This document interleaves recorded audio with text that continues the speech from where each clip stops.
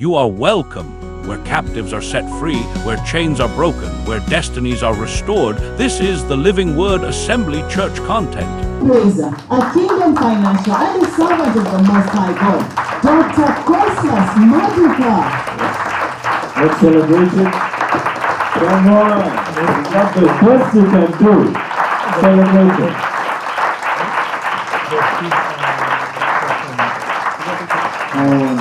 Very good evening, distinguished ladies and gentlemen. Please take the comfort of your seat. It's a real honor and a privilege for me to be here again this year to share with you. I want to thank our precious brother, Pastor Ben, and his lovely and unassuming wife, my precious sister Ngozi, for the invitation. I also want to thank Pastor Lemon, who coordinates all of this behind the scene. You may never know how much he has done to make this meeting a reality. I was given a topic to speak on: build to last, strategy for building business that survive, succeed, leave a legacy. Still step back, please. Wait on that. The Kingdom Enterprise Summit 2026, powered by the Living Word Assembly Church. So, okay, thank you. Okay, that's beautiful. I'll do it by myself. Good evening, distinguished ladies and gentlemen, and welcome to the Living Word Assembly Church Business Summit 2026. The theme for today is making of a business leader. A way of rewarding those who think boldly and desire good things. Why? Because there's always a turning point and shift from a survival entrepreneurship, what I call hustling. Every one of us usually start from hustling. But what is important is that you should not end in hustling, because that's a place to begin, but it will be terrible and become your end. Shift from a hustling to a vision-driven enterprise. The goal is to create something that will stand the test of time, something lasting, something that will become strong and meaningful legacy. It is a great honor and a real privilege once again for me to be here with you today to speak on the topic, build to last, strategy for building business that survive challenges, succeed, and leave lasting legacy. I hope you have your pen and paper ready as we dive into this important topic. But first, let me introduce myself. Why is the thing not responding to me? You didn't like me, or the corner answer? Yeah, it's not getting the same. Okay, I want this way. Okay. It's too much.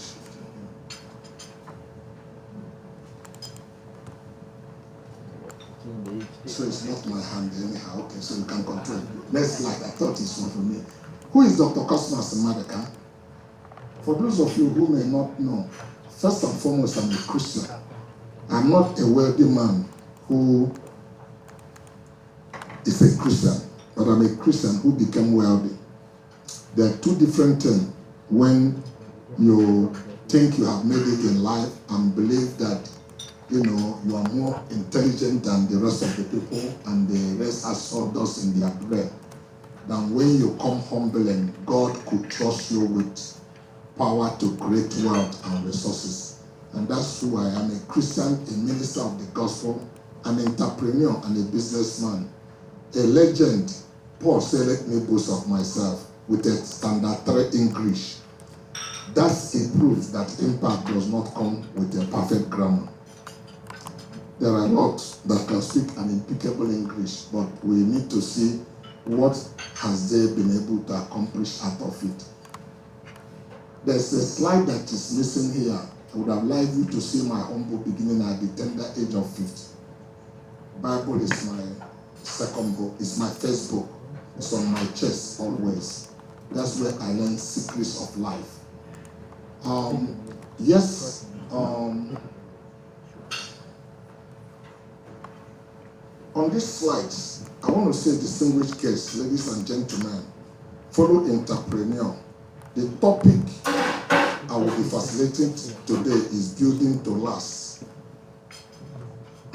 Strategies of building business that survive challenges, succeed, and leave lasting legacy.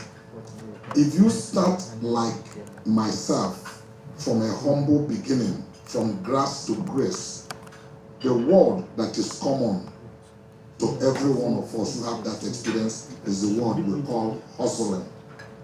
But today, we are discussing how to move forward from hustle to stewardship.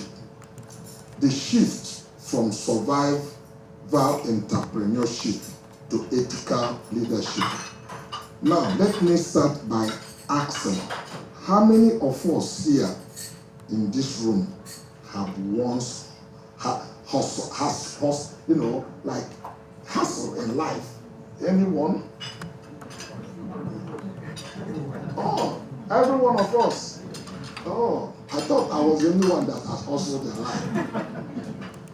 Good. So I have witnesses here today, so we can talk plainly. Don't be shy. I'm happy that you accepted your vulnerability, honesty. Everywhere I go in Africa, so it's not peculiar to Nigeria, you hear this word echoing from the lips of young people, hustle. We hustle in the marketplace to go to the main market. We see young men standing in the front of shop calling for customer without resting from morning till night. At 50 years old, he or she will collapse and go to his ancestor, and people will say they have killed him. But the truth is that hustling drains life out of you. We hustle in the streets every day. We step aside. You see young men and women chasing after boss, running with something to sell, some handkerchief, some privileges, or some kind of fruits. After customers, selling one place to the other, or chasing one opportunity to the other. Every energy with anger, you see them exhausted when you look at their face. We hustle online also, and that is why, in a quest of generating viewers and comments online, we are in a hurry to record the scene of incident. Even when there's an accident, nobody wants to help the people involved in accident. We're just trying to catch the picture so that we'll be the first to upload it, because we want attention to our life. A lifestyle that is not commendable, but that's the thing we do. We even hustle in church. You go to church, you see some people have been to night vigil, you see some people making an animal noise in a form of prayer, just in a haste, like he wanted to get something from God. And you wonder, what is all of this all about? It's not like it's desperation in prayer, but he just is. We hustle in everything we do. Recently, I saw one or two young men standing, unfortunately, this is really something that is heartbreaking in my state, town where I hail from. Many young people are leaving church because they want to make it overnight. And they said they've gone back to traditional worship, and they are not going to church anymore.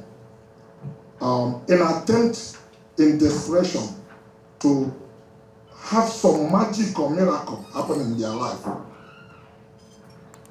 So, I saw a man and a woman by the river carrying a pot, or crying to a pot tied to a red cloth. tied with a red cloth, shouting, I need money, I need money, give me money.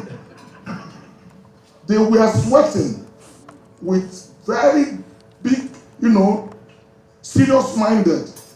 I asked myself, what is this? Then I realized it is still hustling. But what they refuse to understand is that what they are asking the spirit is not spirit-made, but man-made. Prosperity, success, and excellence in life are not that in godly way. After you made all your effort, God come on the scene to manifest his power, and we could see it through all the Bible. But we made it in a different form today. Many of the things that are man-made, we have all turned them out to spirit-made.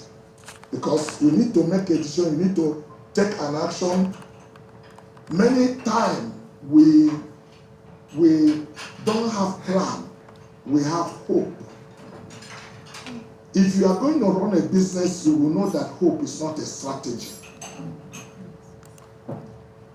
Hope, according to William Brown, is number one enemy of faith. Faith is now, but hope, I believe God will heal me. I believe I will get this. But you don't do the faith that they require that to do something for that thing to happen.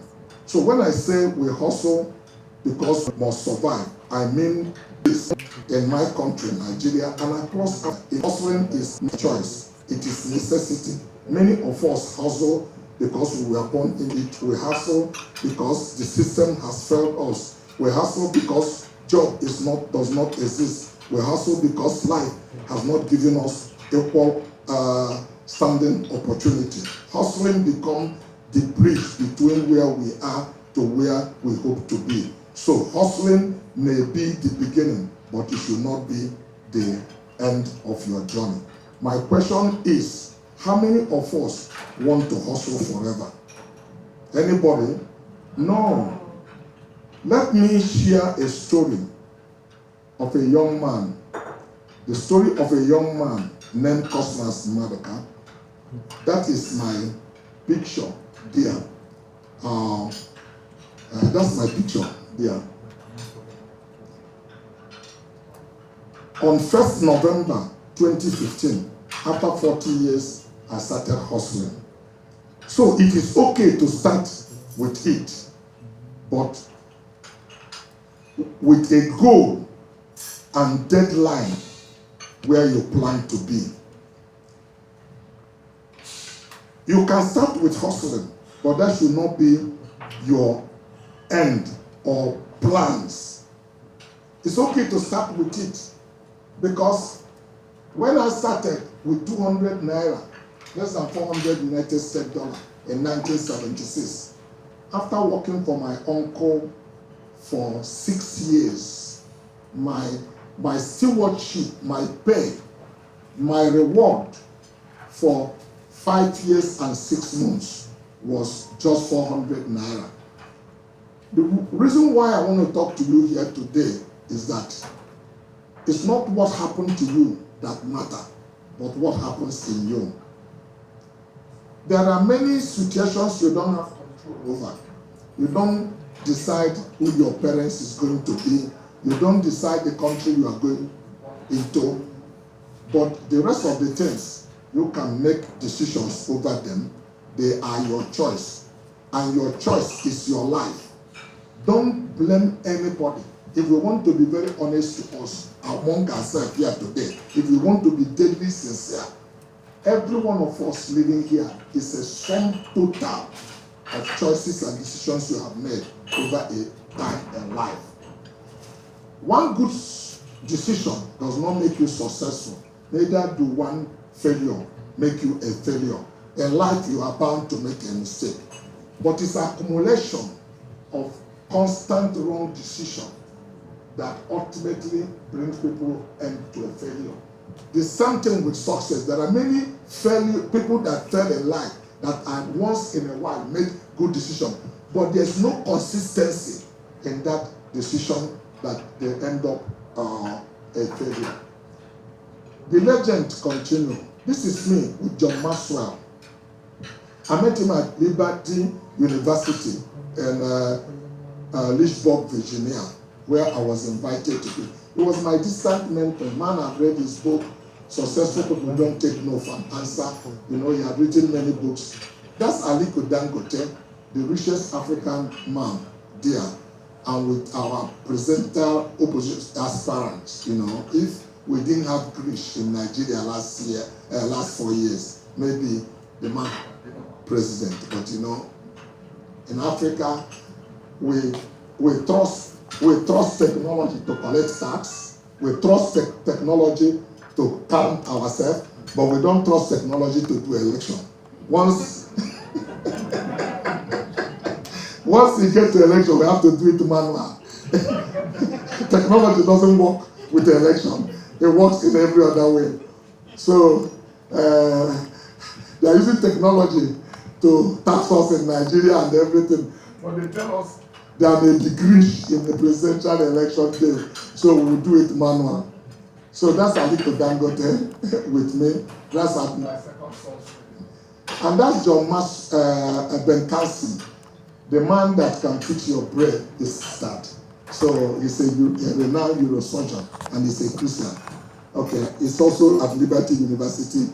I met him. I've been there. The first thing to do in building a sustainable business foundation, people never see it, but it determines whether the building will last. Look at this structure of foundation. It's usually under the ground where the eyes will not be able to behold.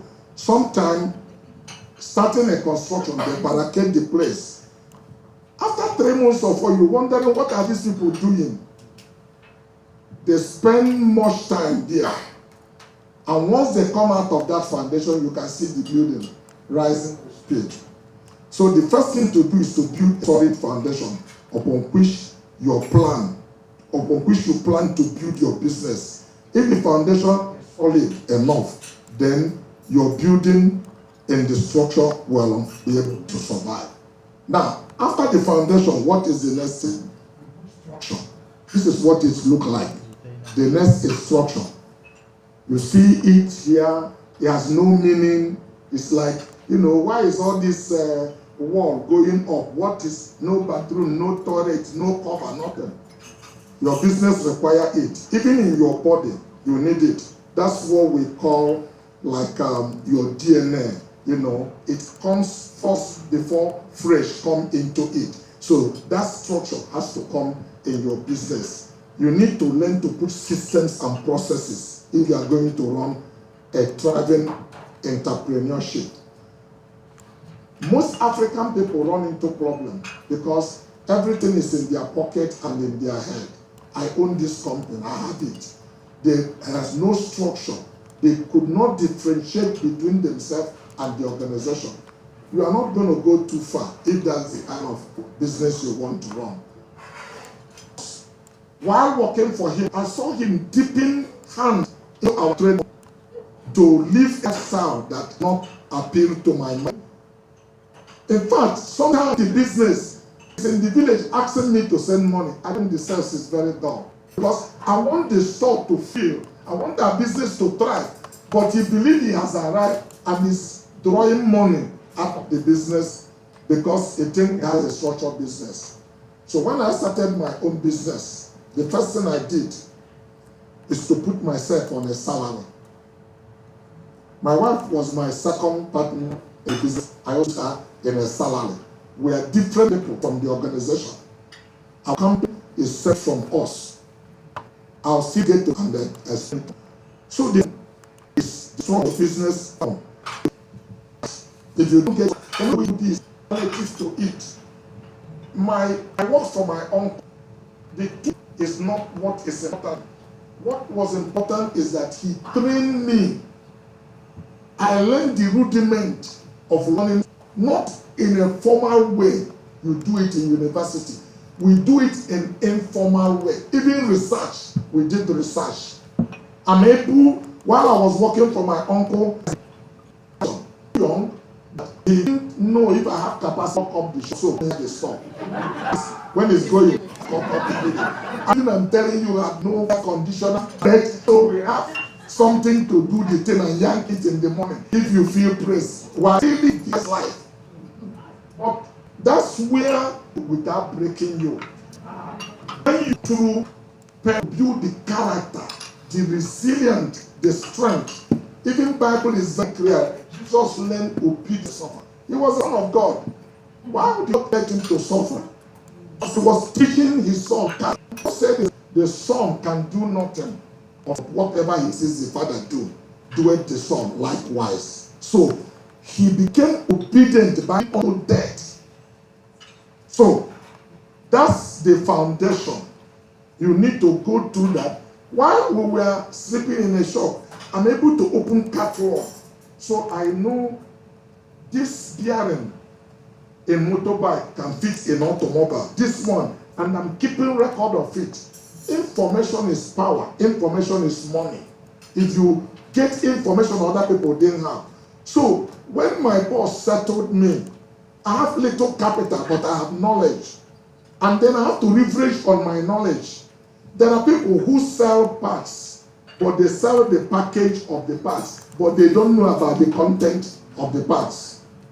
So when customer go to his shop and say, I need wheel bearing for Volkswagen, he said, no, I do not have it, because all the ones I have is for Peugeot. The person will come to my shop and say, I say, I have it. He said, where is it?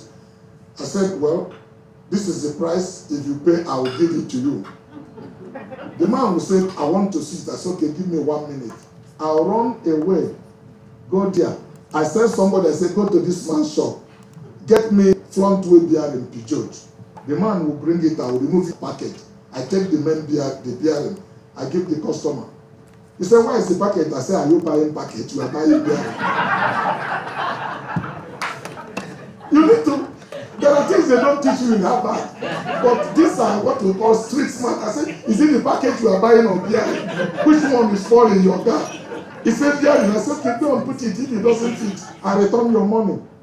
He said, how much is the price? I will sell it 2 or 3 times what the other guy is selling. Because he didn't know what he had. And then make the profit. Then when he go, I return this guy's money. If I come here, he will know that this is where I picked it from. Those are the knowledge we have that help us build. So this guy store was full, but he didn't know the things he's selling. So I was selling with the little things I have, but I'm selling what he had. And I'm making more profit from what you have, because when you bring your car down, the only thing that is in your mind is, what can I do to fix it? Because it's your working tools. And whosoever have the pass of what you require is the person you want to pay attention. So if the other person don't know what you have, he has not solved your problem, has not helped you in any form. So customers will always come to my store because you know whatever they are looking for, I have it. It's not because I have it, but I have knowledge where to bring it. So,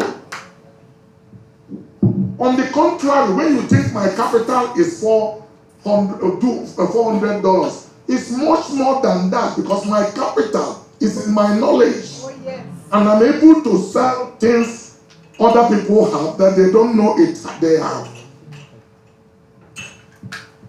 So I worked hard, because initially I was the managing and damaging director of my company, the backward agent and the accountant general, the A to Z. There's nobody in between.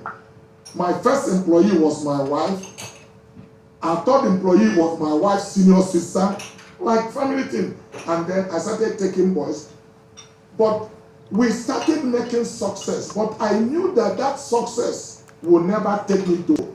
And that's why the first thing you need to do as a businessman is what God did in Genesis 1:26. In Genesis 1:26 is where God wrote his vision for mankind. Let me make man in my own image, after my likeness, and let them have dominion. In verse 28, he wrote his mission statement. He gave man 5 strategy that if you achieve this strategy, you will be like God. So if you read it in Genesis 1:28, he said, and God blessed them and said, be an active verb, a command on a potential. Be fruitful. When you talk about fruitfulness, the first thing that comes to African man is to make a baby. What I have in my hand is somebody's fruit. This is somebody's brainchild. This thing I have here also is somebody's fruit. This is somebody's baby. Their father is not here. Their children is in diaspora here, making money and sending to their father there. What I have here is somebody's child. Because these 3 come from the same family, their father's name is Apple. This one first name is iPad. This one is Apple 12. This one is Apple 16. The first name is different, but the second name is the same. They are in the family of Apple. So when he born this first child, he give him a name. The second one, he give him a name. But we're only willing to make baby. Any idiot can do that. You don't need PhD to make a baby. So when we talk about fruitfulness, if you talk about seed, go back to the Bible. Genesis 1:11. Every tree whose seed is in it will bring forth after its own kind. If you follow the principle of first mentioning, the word seed was mentioned first in Genesis 1:11. We are all fruit bearers, and we need to make fruit from our brain. When you leave this meeting, you need to ask God to give you your brainchild. And that brainchild is what God called power to create wealth. Deuteronomy. I am God who gives you power. That power means knowledge. I teach you things they don't teach in Harvard. I release a revelation, anointing on you how to provide service to people. So, when you say pay, it's an active verb, a command on a potential. I put something in you, bring it out. God wanted a man to be a creator and a woman. That was why when he gave back to his child, he never gave him even underwear. God never gave Adam a table. He didn't give him a bed. He didn't give him a car. But what man cannot do, God did. God gave man land. That's why I tell brothers, stop making the first money you go and buy a car. Your children will not inherit your car. The only estate that is real is property. That's why we call it real estate. And that land is what God gave to his children. The war in Pakistan today is about land. Nothing more. And the only thing that doesn't expand on the earth is land. Population is growing, land remains the same. And that's why some people are doing, human control to reduce people, but because the land remains the same, as people grow, pressure is put on that piece of land. That's what God gave his children, real estate. So put money in a piece of property. It may not look like what is important today. If I start telling you the value of investing in a property, there's a property I bought in Nigeria several years ago. I bought it less than 10 million naira. Less than 10 million naira. I recently sold it for 10 billion naira. Yes.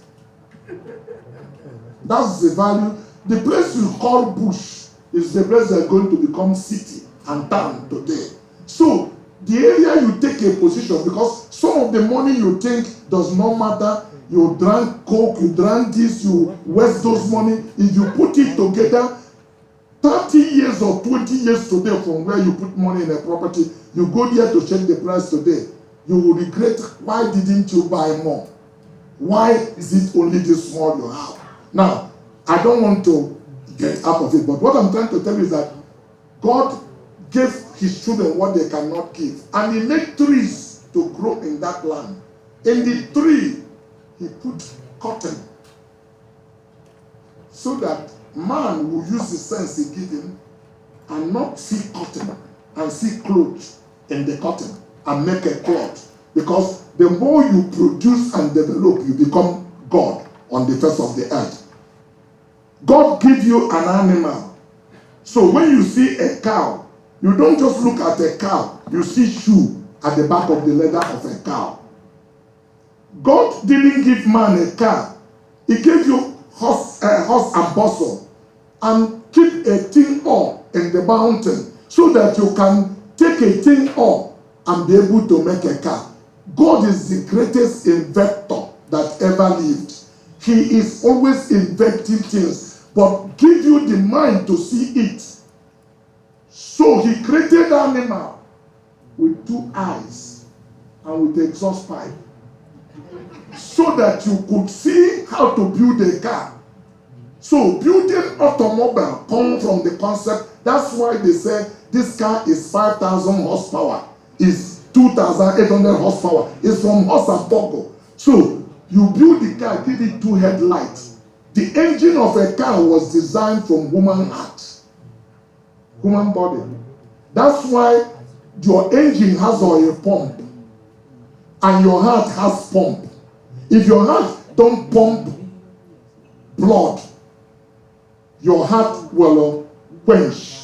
If your car or your pump doesn't pump oil, but man couldn't make blood, so they have to make oil in the place of a blood to work in a car. But use the same water. The same way you run temperature, your car run temperature. That's why they put thermometer in the car and you have thermometer in your house. So when you are running temperature, you need to take some medication to cool down. When your car running temperature, then you need to stop for it to cool. If you push your car without taking care of it, you will have stroke. That is where the top cylinder head gasket bomb. So, like your body, if you drive your body out of elasticity, you will be half alive, but you are like potato. The car is still there, but it cannot move or do anything. God gave man this knowledge to be able to expand things on the earth. There is no better engine that is our stomach. Just when you eat food, there's a machine that breaks the food. There's a machine that separates the waste and then send different things work different way and send the waste out to where it goes. So men learn all of this. So only person that is authentic and original is God. It's from the study of human being that many technologies were developed. This computer you use, AI, all of them come from study of human brain. If you watch certain screen on your phone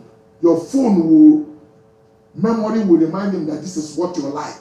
Even when you stop watching it after 2 weeks, he will throw something up for you to know whether that appetite is still within you and give it to you. If it's soccer, he will show you one letter soccer. If you click again, the record is still like a soccer. Next time he will give it to you. That's how your brain works. You need to do those studies. But that's not why we are here. The first thing is to have a clear vision. To start a business. That's what I did. What is the vision of Cosmas? Simple. To build an institution. I had 200 naira, but I already aimed to build an institution that will be timeless in its relevancy and value. So it's not about Cosmas in Maduka. It has nothing to do with charity. That's the vision. This vision is like a journey of a voyage. You see the end, but all the routes that will take you there may not be known to you. But you need to take a step of faith. And how does it come? You have your mission. God gave man a mission. First is to be fruitful. Second is to multiply that fruitfulness. Genesis 1:8. Third is to subdue the earth with that fruitfulness. Fourth is to replenish the earth with that fruitfulness. Fifth is to dominate the earth. 5 strategic mandates. When you do those 5 things, you produce, you reproduce. All the global 500 company, that's the same thing they are doing. This is Steve Jobs and his colleague were in America. They born this child. They reproduce it. They replenish the earth with it. And they subdue it. They are the people reigning on this. So you don't build a business just for your locality. You build a business to dominate and take over. So your target is not to get any into business that you will not play within the first 3 or 4. Because the profit that is in every business are made within the 4 or 5 company in that company. The rest are just, so you just enter there to fool. In other words, you have a responsibility. You may be entering small, but your goal is a dominion mandate to take over, to rule. The biggest company selling spare parts when I started was Leventis. That's the company I will show you. When I was 14 years, I was passing Edo Motor Park to go and buy goods in the night. I passed that building, I pointed it, I said, one day I'm going to make a building like this. The man by me cut my head. That is the power of vision. It takes 22 years for it to happen. You don't have a vision, it happened today. If it's a true vision, write it down. It has to go through trial for the citizen. Now, let us make progress because I can stay here forever. This is to build to last. You have 3 phases of building every business. The base is survival, just to be alive every day. You don't know where the next salary is going to come. You don't know where the next meal. That's the most difficult side. But once you survive, you don't stay in survival. You move to success. That is the second. And then from success, you move to leaving a legacy. That's where people like myself are in the organization that we are building. Let me break them down. Survival is the hustling mood. That is the first phase. There was once a young man named Cosmas in Maduka, born in a plateau state in Jos, Nigeria. Like many of us, life gave him no silver spoon. I lost my father at the age of 4 and had no one to underwrite my education because education has a cost. I helped my mother to sell cake beans. And later, when she couldn't cope, she made me to go and live with his father, my grandfather, parents. And later I moved to Lagos to work for my mother's junior brother that sell spare parts. And I worked for him for almost 6 years. In 1976, he gave me 200 naira to start my own business. Every day was a battle of survival. I was true hustler.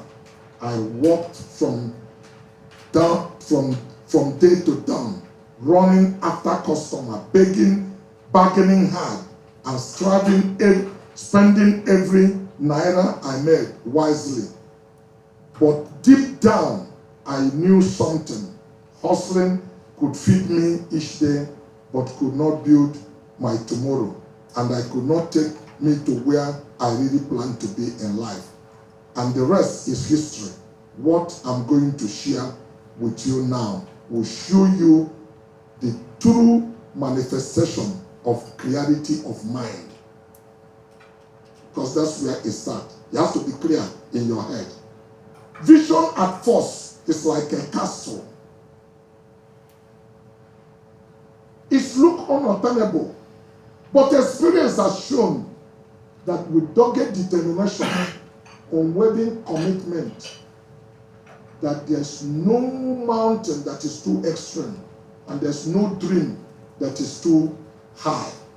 Anything you dream about and you are intentionally and willing to walk through, God is able to give it to you. First one, survival, the hustling mode. You start from hustling every day. It's about staying alive in business. But survival is not the destination. It's the starting point. Now, this is the story I told you. This is AG Leventis. If you know Nigeria, this is Ido Motor Park. This building was my inspiration when I was 14 years. It's a Greek company that owned this, Greece. You know, it's called Leventis Motor. I passed this building and I pointed at it and said, one day I'm going to make a building like this. And somebody caught my head. 21 years later, this is the first building I made in Lagos. Compare this to this. It may not happen overnight. It will not happen the same day. But dogged determination, unwavering commitment show that no lawful dream that cannot be achieved. Success, the pivot, that's phase 2. You are there, but that's not where you want to end either. It's just a beginning of where you plan to go. Then you stay there and work hard, and then see where next God is taking you. Now, the next thing from this pivot is to move to second phase. This second phase is pivot from entrepreneurship to institution. You need to institutionalize your organization. Hire people that are smarter than you in their area. Don't have complex at all. Many people are so egoistic that they would rather serve their ego than to grow in their business. All they require is people who come every day and say, boss, there's nobody like you. You are the wisest man in town. God created you special. I hire people who challenge me. There's no complex about it. Because these people didn't have the dogged determination you have, does not mean there's sawdust in their brain. Many of them are smarter than me. In fact, let me be honest here to tell you, I have people working for me who take a transaction from ground zero without one phone call from me to support that transaction. And he will close a deal and put $10 million profit in my pocket. Do you call that person a staff? You should be grateful if you find a man like that working for you.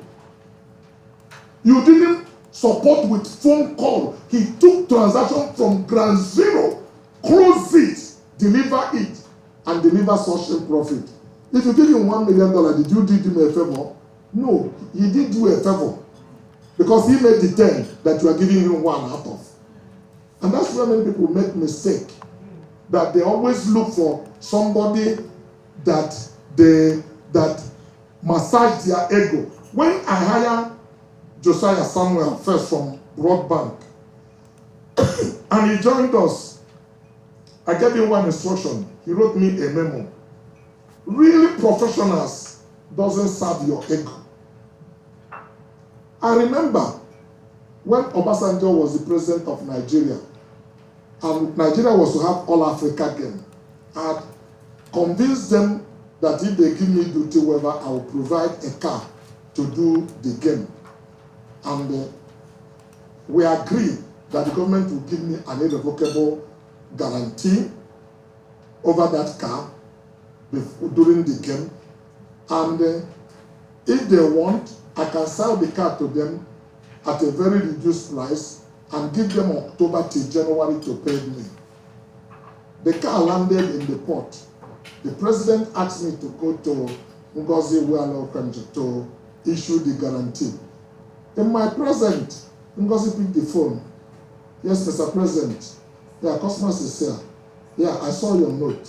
So I'm sorry, I'm not going to issue any guarantee. We need more leaders like that. I could hear Obasanjo speak. He said, so I'm sorry. Every guarantee this government should has been called upon. I won't be party to it. We'll find a way to mitigate Dr. Maduka's risk, but I will not share the guarantee. I felt like pee in my throat. When she dropped the phone, I said, sister, we speak the same language. You are like a herbalist. I came for you to cure me. And you are saying, if not for the spirit, will I come? What are you doing? He said, Cosmas, don't worry. We'll find solution to it. But we will not issue you guarantee. We are not car dealers. If government issue guarantee for this car, all the senators and representatives, they will take this car. It will not come back. The whole car will miss. And government will pay. But I won't be a party to it. I thought she was joking. They didn't issue the guarantee. But they started saying, okay, they will insure the car, get a so-so person at each car, an inspector of police will be in it. The game finished. No single car missed out of the 1,000 unit of BMW. The point I'm trying to make is that you need to hire people who will look into your face and ask you different questions. If you have complex about people hire people to work with you, you have limit to where you can go. You have limited yourself. So many problems we have is self-inflicted problem because we believe we are the smartest man in the room because maybe what I brought to table in Kosharis is my dogged determination, my core competence of the pass of internal combustion engine. I've made enough money to begin to buy Mercedes or BMW and live in Ikoyi, but I still live in Ajekule. But I knew this is the time to make a shift. It's not written anywhere. No business book show it to you. It's called on top knowledge. You need to know that this is the destination where you need to make the curve. That shows how good mercy you are. I went hiring experts to bring them to help me to run the company. The most difficult thing to do is for me to sell my visions to them, to make a believer out of them. Because there's something burning inside of me that I must transfer to these people. These are professionals. They want you to give them free hand to run and do what they know best to do. But you need to make a believer out of them first of all, share that vision and get their buy-in into it if you are going to get anywhere. That is my job as CEO, to do, selling that visions to them. And once they bought into it, I hire people smarter than me in the area, introduce governance. They introduce governance. Some of the governance I didn't have, structures and long-term strategy that will make us compete in a structured way. The way I was as a one-man organization, BMW will not have worked with me. Java Land Rover will not have worked with me. I will not have whole world brand leader. 6-liter giant in renting will never have, Siemens will never have worked with me as one-man organization. But we structure this company to be able to compete in a structured manner. Okay. 7 keys to lasting success. This is what you need to learn if you want to run business.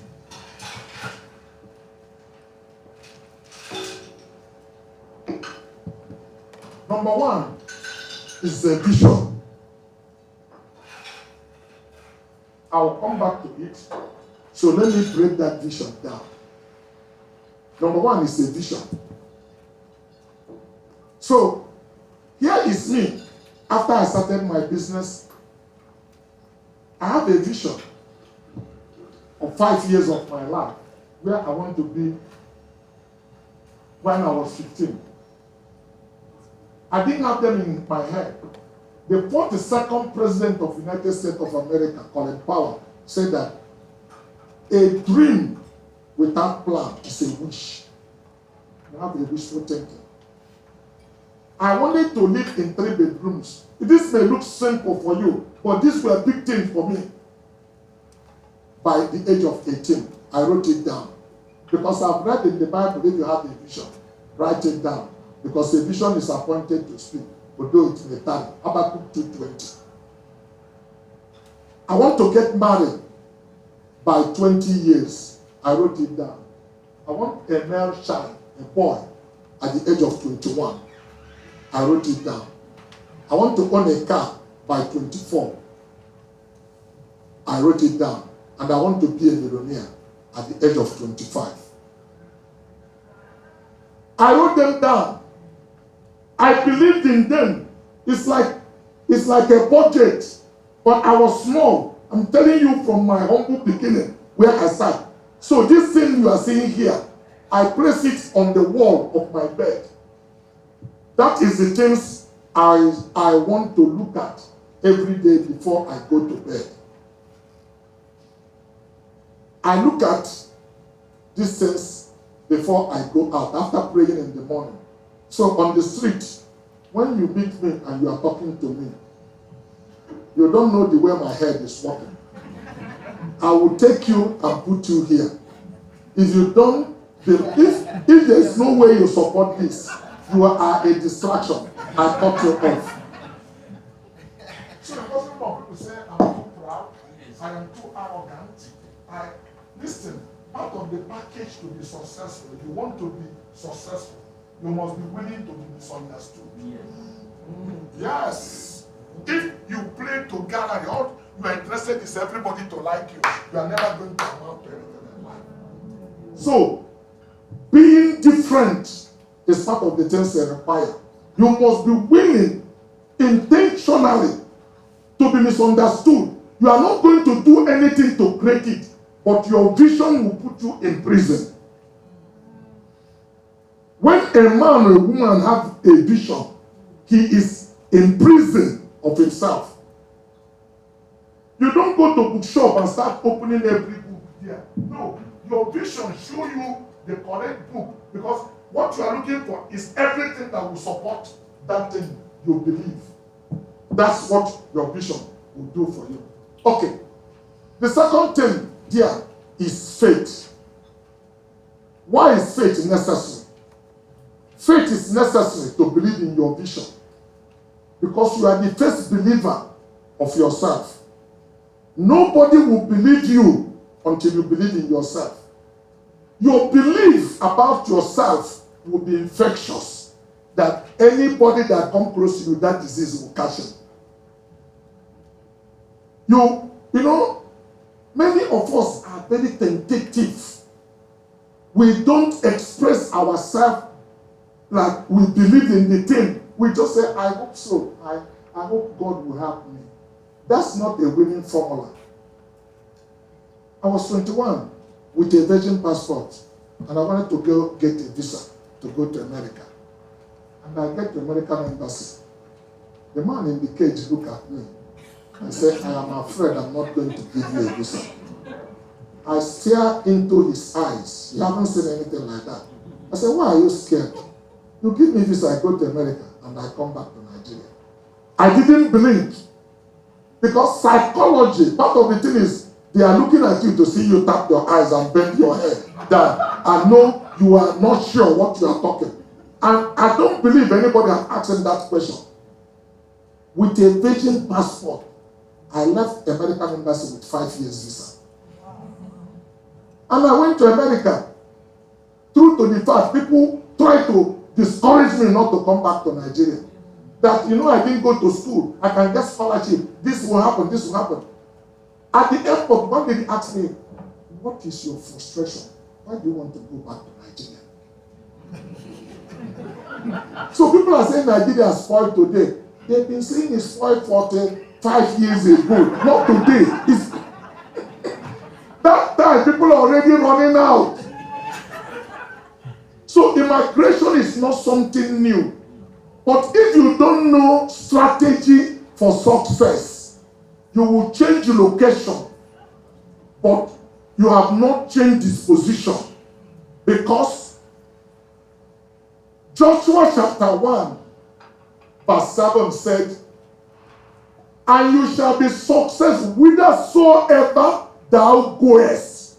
if this book of law, the secret of life is known to you, you are not limited by location.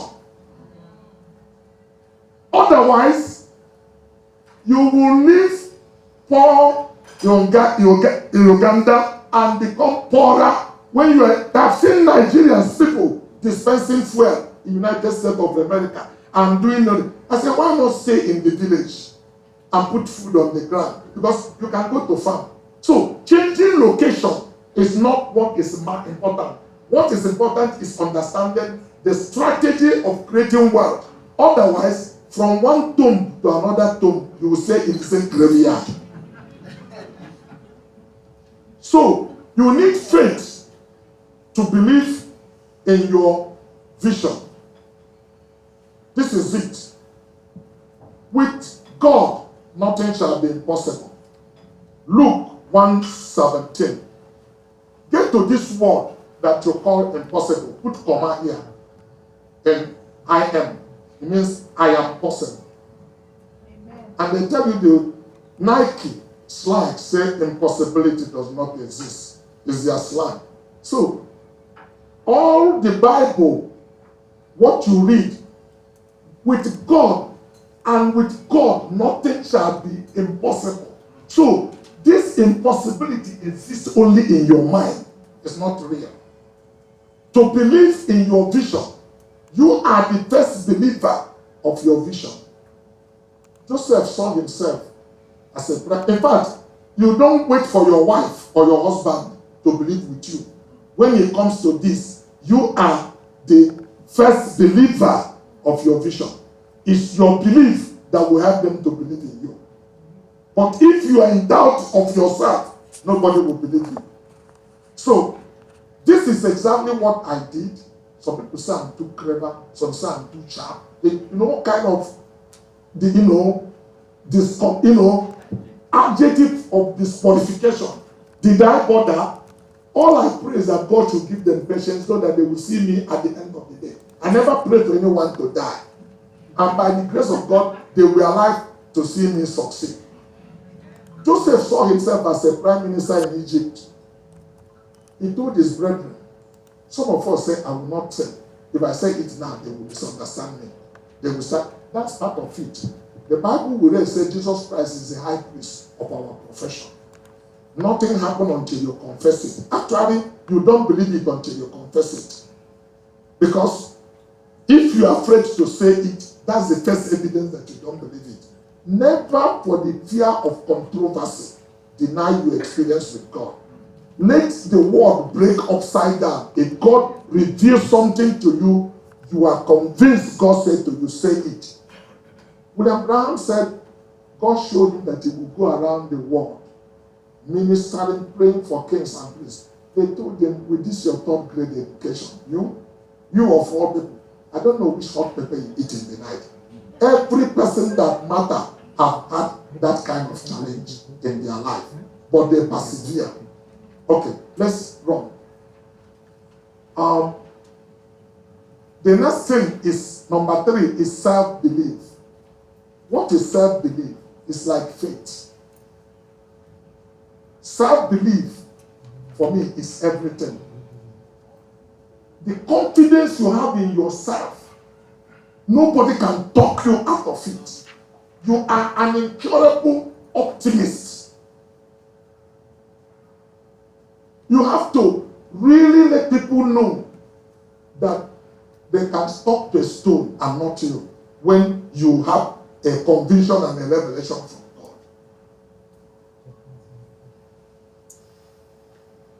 What is self-belief? Your belief will create your values. We don't know what you believe until we see what you do. Your belief will create your values. Your values will produce your morals. Your morals will inform your ethics. Your ethics will shape your character. Your character ultimately will control your life. Because that's the foundation of your leadership. That's why I put it on the ground.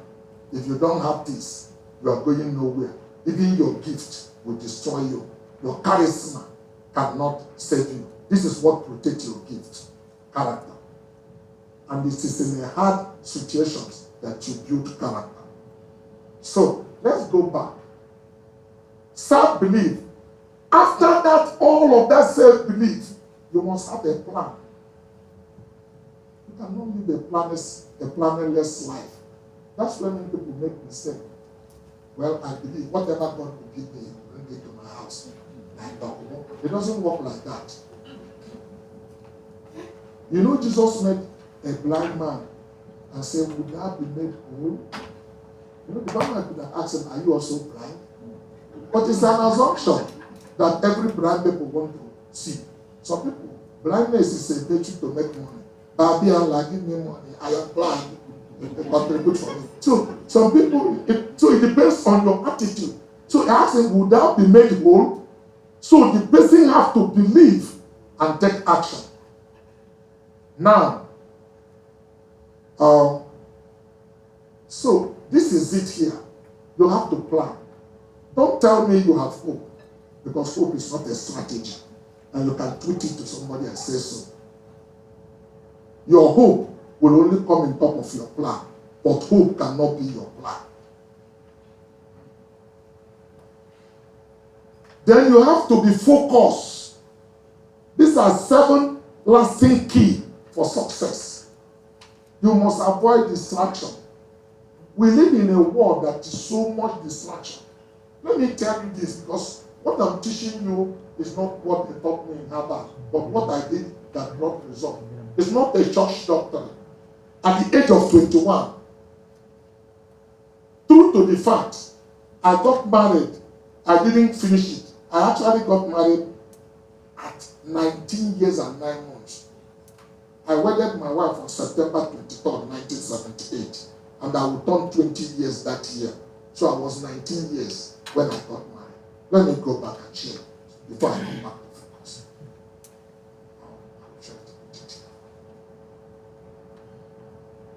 Okay, so it's not here. I would have shown you. You see my picture? There's no goatee here. It's flat. Nothing. Yes. And I took a lady to altar. Because by 15, I started feeling like I'm a man. And I did the things men do to their wife. Because I wanted a child at 21. But God, who know better, knew that this 2 baby cannot be making baby. So he closed the womb so we can make our act together. My first son came at 26. I was 26 when Junior came. 5 years later. But I pursue my other plans. It's not all your vision that will happen. Because your faith is going to be tested. But you need to write them down and believe in it and trust God for it and work towards it. So when I got married at the age of 21, I told my wife that we will not watch television in this house. My wife asked me, so what do we watch? I told her, is there any script that is more beautiful than her? I said, you are my script, you are my television. I watch you and you watch me. This is true. That is true. I said, I don't want to come back talking to you. Another gentleman is entertaining in our business. And suddenly we stop talking to each other. We are listening to that man. Before we finish, we go. A woman number one need is affection. A woman wants you to give her attention and talk to her. Men function with sex. Man number one need is sex. A woman like can enjoy sex, but it's not her number one need. Not flower, not money. A woman number one need is affection. She's an affectionate being. You give your wife attention. When she's talking to you, she's talking rubbish. You look at her and take her and say, honey, that's right. Yeah, don't listen, I'm listening. It's not that time you are listening to the phone. I say, go, no. She knows you are not interested. You don't know what we are talking about. The medicine you made is, you say she's stopping rubbish. You put your hand like this and admiring her. Say, thank you very much. I'm listening. Oh, is that true? That's what happened.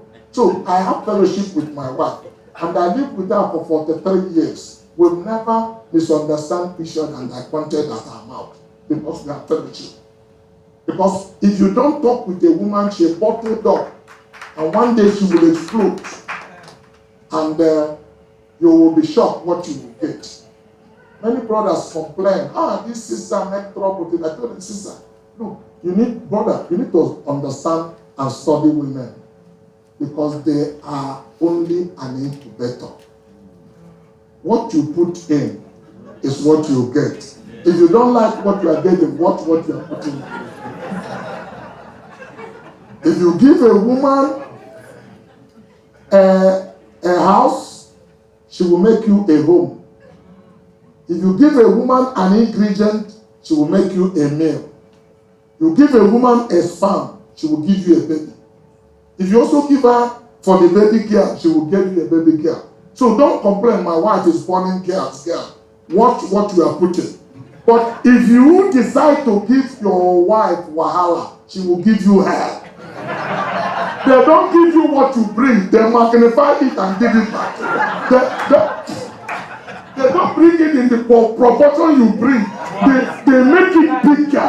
When it's suffocating, then they release it to you. So if you don't, one guy went to church, pastor said, divorce your wife, you go to her. You know you cannot. The guy got up and said, where have I been all this while? In other words, let me come out of this hell first of all, before we talk about the futuristic one. And some people are living in hell here. So, give your wife attention.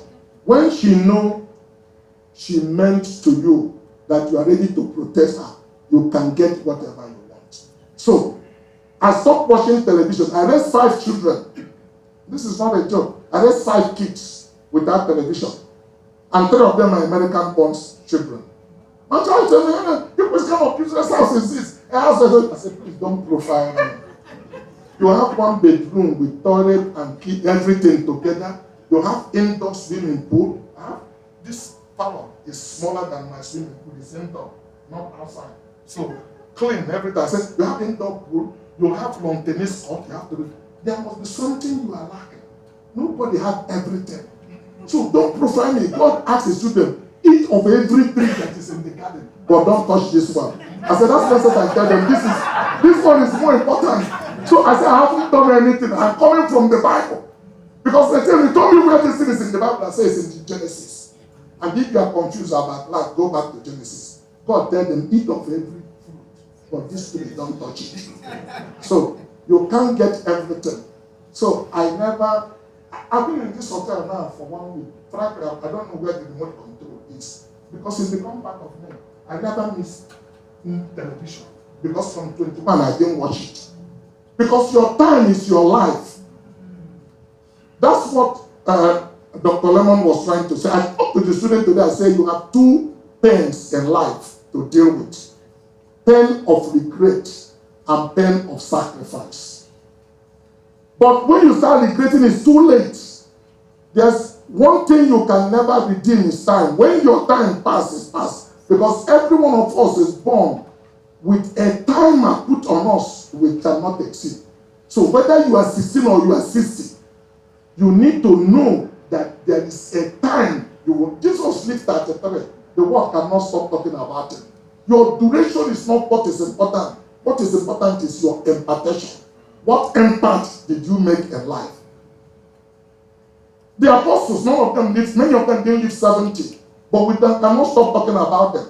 If there's going to be another 2 billion years, we talk about Peter. They were son and sanders before 70. But they make impact and seal their testimony with blood. That will not, that all we are interested in Nigeria is I live 100 years. I'm 99. God said, it is 70. God forbid. I will 3 score plus 10. So, your long age may implicate you. God will ask you, what were you doing? Why all these years were passing? What did you do? How did you impact humanity?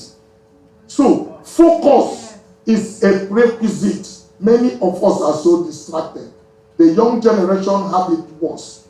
With internet and Facebook and things are calling your attention. You see, I have my phone. When you send me 5 messages every day, you are putting me off. You are one of those that won't beat your head. If you reach 1,000, I delete it. That's how I read it. How many people want to get me every day? So, In fact, if you are not in my contact, I will never even open it. You need your focus to be able to do anything. With the power of focus, you can break a bottle. This is a prerequisite to success. If you can captivate your mind, many of us pray, kneel down, you pray. When do you meditate? You don't know that meditation is part of prayer. The most important part of prayer is to sit down and let God speak to you in the quietness of your mind. That's part of prayer. How do you come to me and say you have fellowship? You started talking. Brother, good morning, I need money, I need this, I need that. By the time you finish, you carry your bag, you go. You didn't wait for response. I haven't said anything. So, you need focus. You need to create time. Then, the next thing for lasting success is value and integrity. It's a prerequisite. When these things are together, money will come. You will have money. You don't need to chase money. So this is focus. Look at how broad this place is. But look at it here with the power of focus. Clarity of mind is everything. So you stop your distractions and you feed your focus. I've talked about self-belief, value and integrity. Integrity is not what you do when everybody is looking. It's when the door and window is closed, you're alone. That shows you your true self. You never know who you are until you see what you can do. That's integrity. It's not what you do when everybody is looking under camera. It's when camera is off. You lock the door. Nobody is here. You decide to act by the values and principles you believe in. That's integrity. I will end in this so that I don't take that, so I can take your question and answer. This is what we call 5 levels of money. Brother Billy Graham said, when life is lost, something is lost.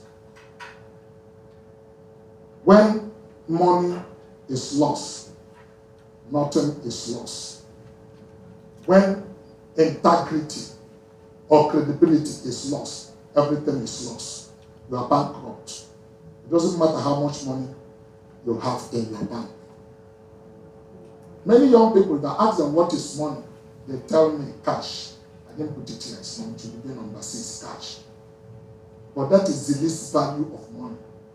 Number 1 level of money is what we call credibility. Cosmas, what do you mean by credibility?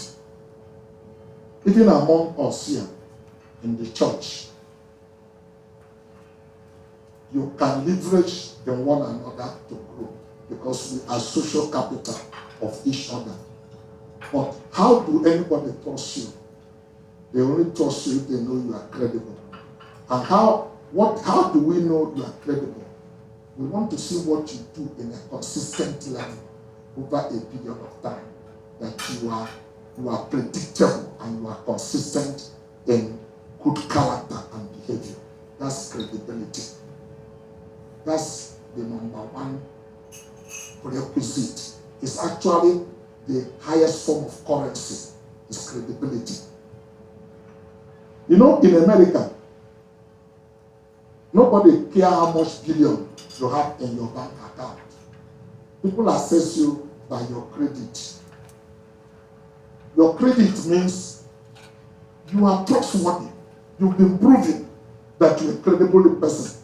So, if you buy things and pay cash, people are looking at you strange. Who are you? What are you doing? So, it's credit. But this credit doesn't stop from credit, but ability.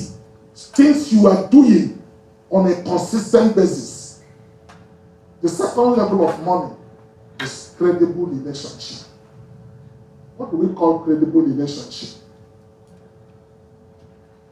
People have to trust you. You need to have friends. Even Bible, put it clear. Make friends with your righteous manner. Find people who will give you access to them. Wealthy people who you can call on the phone. And when I spoke to young people today, I said, if any wealthy man give you cash, he has cheated you. Don't go to a rich man being a quick to collect money. If you do that, that's the end of the discussion. What you need is access. And what is this access? That you can call him on the phone and he will pick.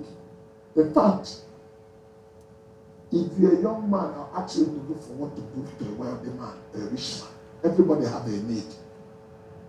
It may not be something you think you know. Stephen Akentire is my mentee. He manages my website, pro bono. I didn't pay him anything. I don't send something on website. This afternoon, I sent something to him. I said, post. And he creates content and post. I don't go there because I don't have the time. It's not like I cannot pay it.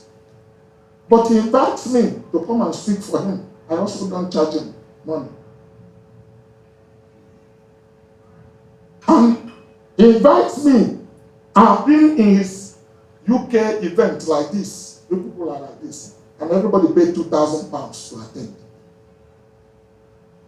He charged $1,000 for his US event. We have done 2 events in Houston. I don't know how much he charged people when he kept me in Singapore for 1 week. Founders retreat. I'm sure they will not pay anything less than 5 or 10,000. But there are things he does for me that you will not touch. No, every rich man have need. Find his need and serve him. The rich man gives you a job. Don't be in a hurry to give him a deal. Many of us are saying, nah, I will chop out of this man's money. I create invoice. I'll charge him 10 times what the place is. The man will pay you. You never get his call again. You never reach him. In fact, if it's a man who doesn't want to deal with you, the first thing is you give him a deal.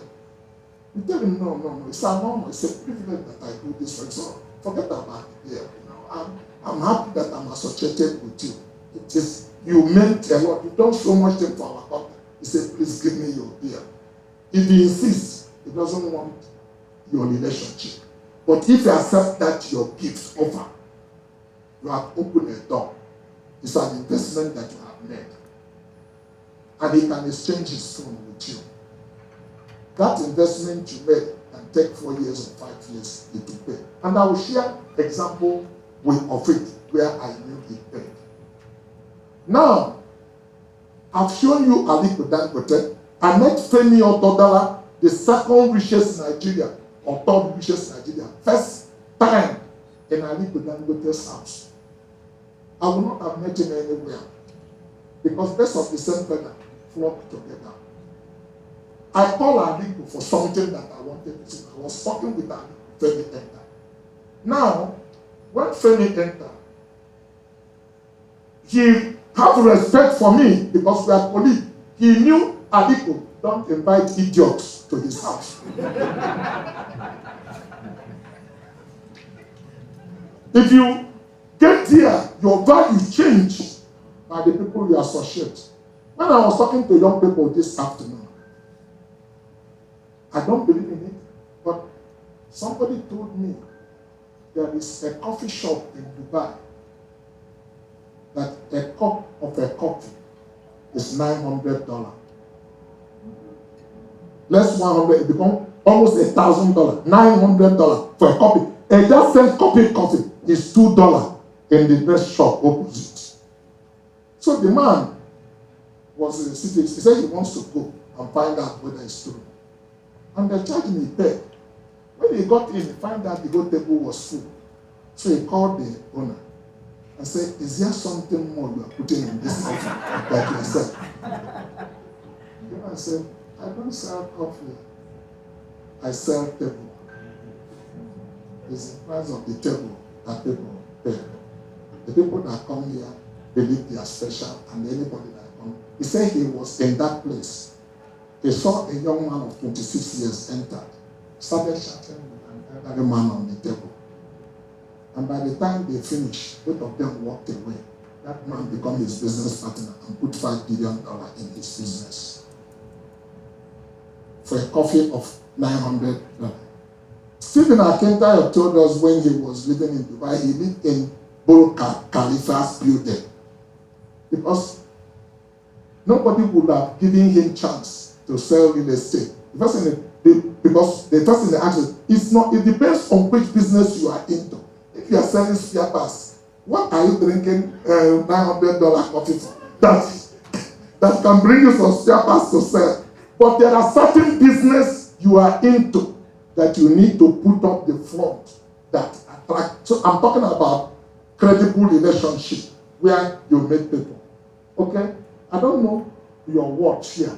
We sell Rolls Royce, we sell BMW, we sell Jaguar, we sell Range Rover, different cars. If you come to my place and want the cheapest car we sell is Chinese car, I won't even give it to you if you do not pay me.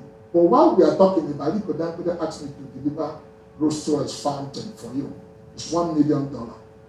I will not have a second thought over it. Why? Because of his credibility. If you did not pay, I will call Aliko, and I'm sure he will not want his name to come on CNN. He will send me the money the following day. Without hesitation, we are not going to discuss it. But that's what credibility is all about. That's part of the place credibility takes you to. If you understand what it is, you have a credible relationship. Doors open for you. There's one young man I mentor. I'm mentoring. The same man. His name is Sam Ruzotu. I used to go to see President Jonathan. I see him come around. I avoided him like a plague because I've had bad experience with young people. But this guy keep on following me, see me say, okay, what you are doing for this country. I said, I know. I'm used to those flattering language. But please stay in your honor. Everything has left. I just tried to avoid it. One day I was coming from Hilton Hotel. He just held my two legs. I should pray for him. I said, Stanley, let's go. You see, I should do that. I could see the desperation in this man because I understand principle in the Bible. I care less who is passing or who not. I lay hands on him. Started praying. As I was praying, I just felt somebody stand inside my pocket. I did like this. They struck 50,000 naira in my pocket. I entered my car, jumped. Immediately, I acted superstitious. I removed the money. I said, make this thing no draw. I kept it aside. But while I was going, I keep on pondering. I started giving this guy benefit of the doubt that he meant well. It's a young man struggling, trying to find a way. It wasn't long. Friendship was born. One day, I was driving into Abuja. My phone rang. It was sounding. I picked the phone. That's what a wealthy man will do for you if he loves you. Give you that access. It's not that they are too busy, but there are calls they don't pick. My son, because I saw the name, I picked because I had an open door on my heart for him. Oh, Oga, do you know anybody in First Bank? I said, what's the problem? Standing up at First Bank. He said, there's a young man that used to help him.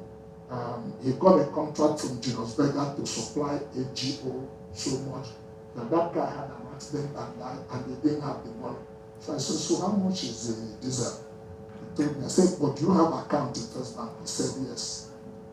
And the hospital just asked me to wire $1 million for him.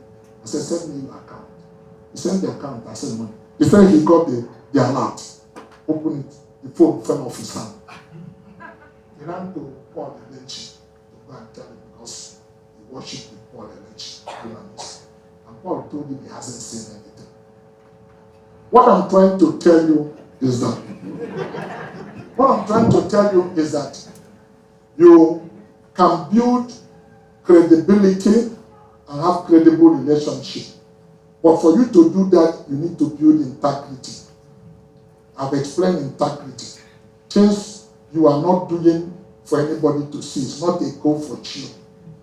It's your internal mapping that leads your life. Your values and principles that you will never compromise. Then you need character. Somebody asked me, what's the difference between character and integrity? I said, they are not the same. Integrity is integrated. That's why God, when some of us Christians try to pieces God into three, and that's where we enter problem with the Muslim community and some other people, because they tell you they don't know about three God. There's only one God. And that's the truth. Go check your Bible. Know you, all Israel, that your God is one. There's one God that manifests in three attributes, but there's no three persons in one God. I believe that. I don't believe it, if you believe it. God, all that God is poured into Christ. The God is like the source. This is the source. This is the resource. What is different from what is in the cup and what is in the cup? They are the same thing. Is it the content you are doing? If I pour everything here, everything that is here is here. So what we are talking about is the content, not the container. So all that God is poured into Christ, all that Christ is pouring into the bride, that God will have preeminence. It's not a different person. It's God who died the death in Christ to redeem mankind. Let's leave that because it will confuse some of you. But that's integrated. You are one. You are not a different person by 2 a.m. and by 3 you are the same. So when people give me their card and I read Bishop, Reverend, Archbishop, Evangelist, I want to know how many people are in that title. Is it one person I'm talking to? Because the person you are talking to in the morning may not be the same person you are talking to in the night. So when that's what is important. Integrity is integrated. You are integrated to yourself. People know you that you are this person and you are not another person. Character is a foundation of your life. It's the foundation of leadership. You go nowhere without character. And character is not a gift of God. There's no gift of not telling a lie. You build character. Character is a foundation of leadership. The problem we have in Africa is deficit of character. That's why we are going nowhere. And if we don't solve the problem of character in the next 10, 20 years, we are having a serious problem.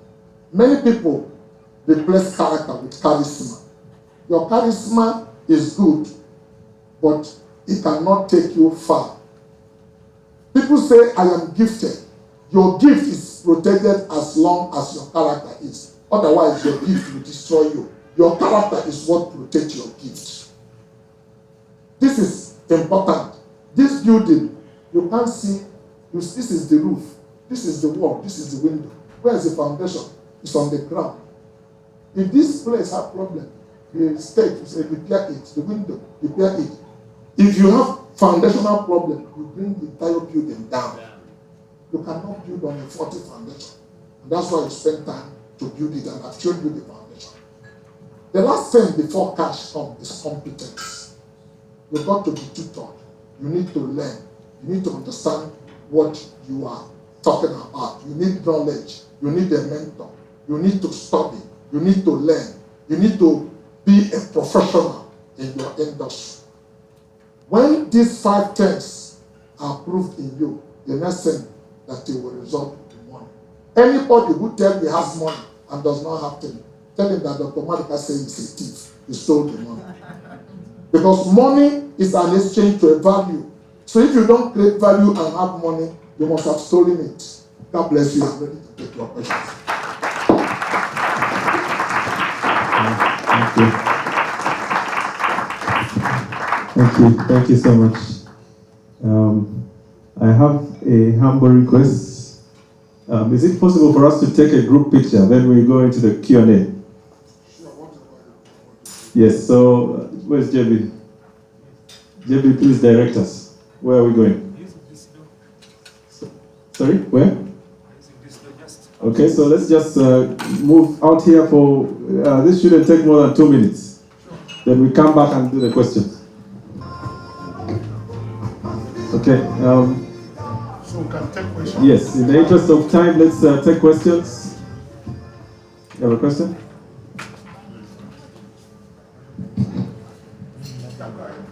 I tried to cut it short because the slide actually is 35, but I did only 19 because of time. But go ahead. All right, thank you so much. My name is Noman. The African name is Mwanguzi. It means winner man. Yeah. First of all, before I ask my questions, I just want to appreciate Pastor Ben and Pastor Charity. You know, I think the 150,000 we paid is probably for the whole. You know, coming from the fact that after listening to your talk, we probably might have just paid for the whole, you know. But for the seed that he has sown in bringing you here, I just want to appreciate him. Now, to the question.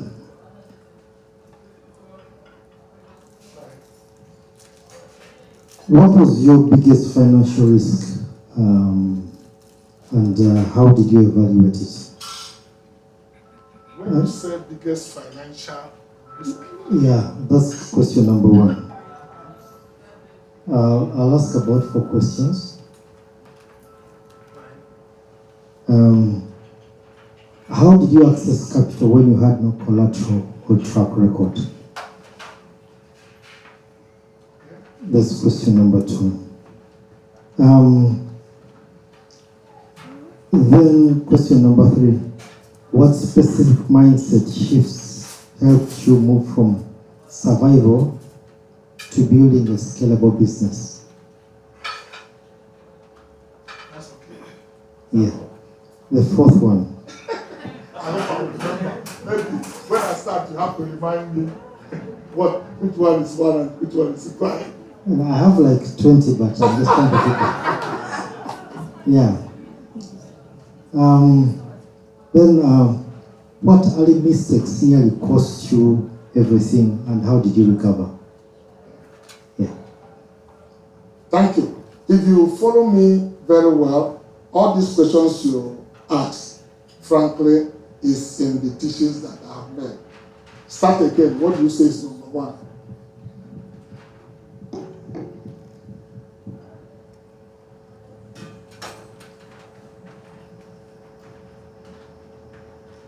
What was your biggest financial risk, and how did you evaluate it?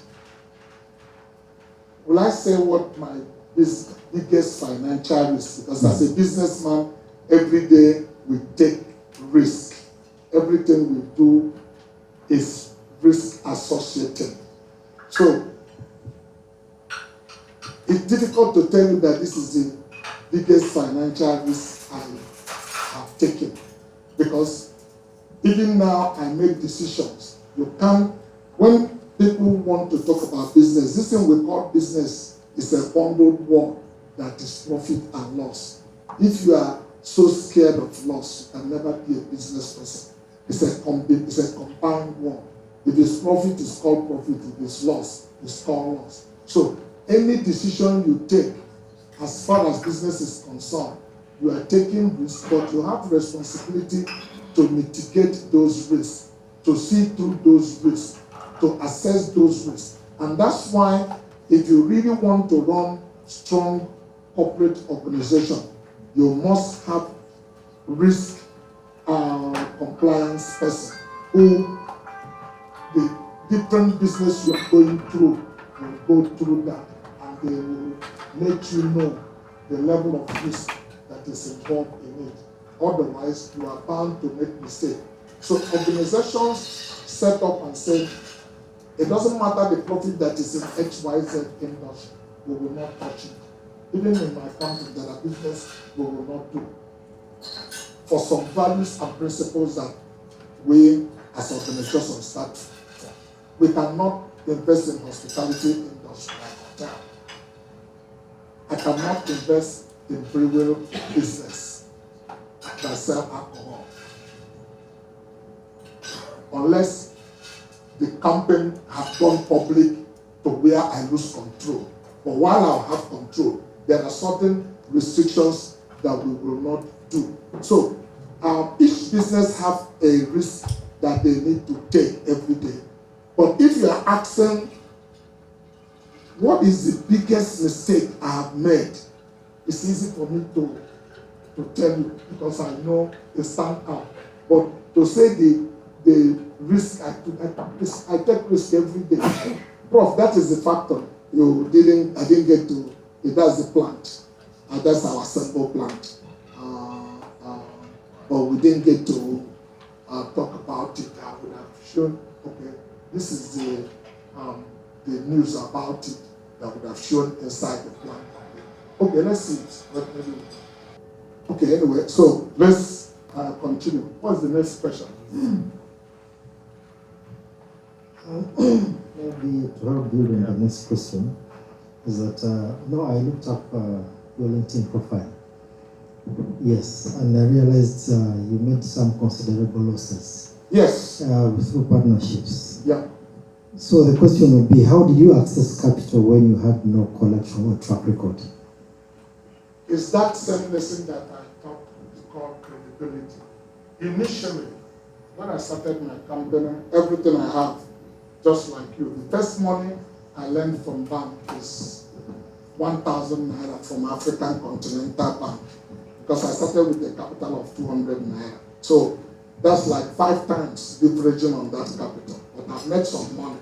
So Mr. Dulu, who is the manager of ACP at Nnewi, tell me I need to turn over. So I went to borrow 1,000 naira, went to my store, went back to the bank and paid 200 naira. The following day I paid 150. The third day I paid 350 without trading because I want to do turnover. You also that the more turnover you do, then as I was doing that, bank was collecting a commission. I did that after 2 months. The money remained 750 naira. I said, "Jay, is this what bank loan is all about?" You will not believe. I started working with internal generated revenue. By the grace of God, this slide is not working again. I wanted to show. What's wrong? Can you help me with it? I wanted to show some slides. It's not showing. It's moving here, but it's not moving on the screen. Okay, till we build that Cosmas Plaza at there, I went to work with what we call internal generated revenue. We stopped loaning money from. No, that's not. Is it moving? Maybe I'm too far. Okay, yeah, thank you. Let me go back. I want to.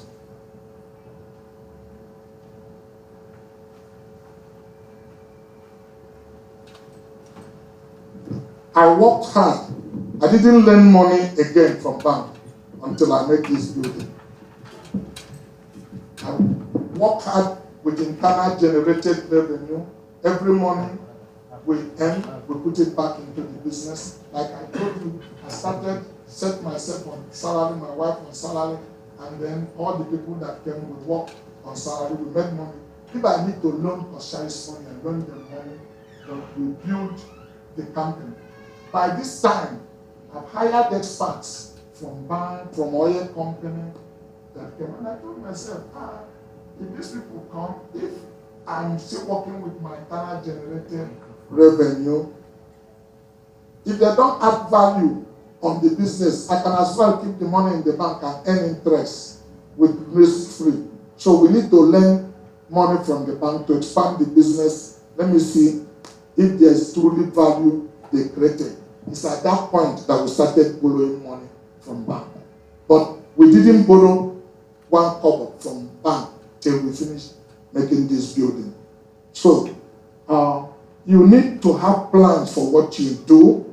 But when we started borrowing money from this point, bank collected. So this building was in the bank, my house was in the bank, everything I have was in the bank. But I had planned to expand my business. And to expand my business is to get to a point where capital will not be a problem for me. And then I planned that I want to grow my company to a multinational organization so that our government and banks will treat me the way they treat multinationals. They shouldn't, there's nothing that will make me inferior to them. I achieved it in 1998. From 1998, we borrowed, my company till today, borrowed in Nigeria on what we call negative rate. Our central bank knew that we don't collateralize loan. My company, all our assets are with us. That is, we call it borrowing clean. We borrow clean. And that's where some of the things I teach you come from. Because we have been able to build credibility. We are not flyer by night. We are not street boys. We have records. My company is today over 50 years. So we have this. This is what is going for us. Actually, people tell you Chinese people don't give anybody credit. You will not believe. I don't just get 30 days credit from Chinese. I get 120 days. You ship goods. After 120 days from the date of bill of lading, we pay you. But that day is sacrosanct. Nothing will happen while we will not pay you. BMW consign us car. That's why people thought I print money. Because if you want to work with us, we give you other people we are working with to take reference. One person take reference from our Japanese partner. He told them that Chinese payment arrived like Japanese express train called Shinkansen. Shinkansen is that you will not see it exactly on the dot of the minute. It's there. We built it. You need to have a company culture. In fact, I told myself, if you miss payment date, if the date of payment reach, you didn't make payment, I'll fire you. So the person in charge there's no explanation why we will not make payment on the date we agree. So it gives us bargaining power. Ford Motor Company, 200 years old company, over 200. Concern Oscar on credit. Axon Nobel, Netherlands. BMW worked with me with 180 days. The same time, after 180 days, that's when my payment is due. In fact, if I can't pay that day, I borrow money from BMW bank. BMW has a bank to pay. But they know that the date of their own payment, right, I will pay. So we don't play with it, and that is our news. In fact, you go to bank, they tell you if you have money, the right person to lend money, you go and sleep with 2 eyes closed sometimes. There are some banks, the reason, the first time Jimovia came to my office was when he acted funny. I wrote him one check and paid all our credit and told him we will not work with him again. He told me, no, you haven't seen this in Nigeria. Because when a Nigerian gets angry with you, he will start getting forensic audit to audit your account. We pay first before we audit you. We pay you. So that in itself is something I learned from the Japanese. They don't down tools. If Japanese decide to strike, they will overproduce. They don't say we will not produce because we are unhappy. Because they run zero stock. So if you tell them to produce 1,000, they produce 5,000 because they are unhappy. So that you have stock. So there's not strike of grand tools that we cannot work. And that's the culture of Coscharis. If we are angry with you, the first thing we do, we pay you and tell you we will not work with you. I have an American company that work with us, Agro Industry, the one we distribute their car care product. They also give us 180 days payment from the date of bill of lading. We do about $60 million with them every year. But we've done a business of over $1 billion with them, but they never had payment issue that we never paid them. So that's a culture we build in our organization.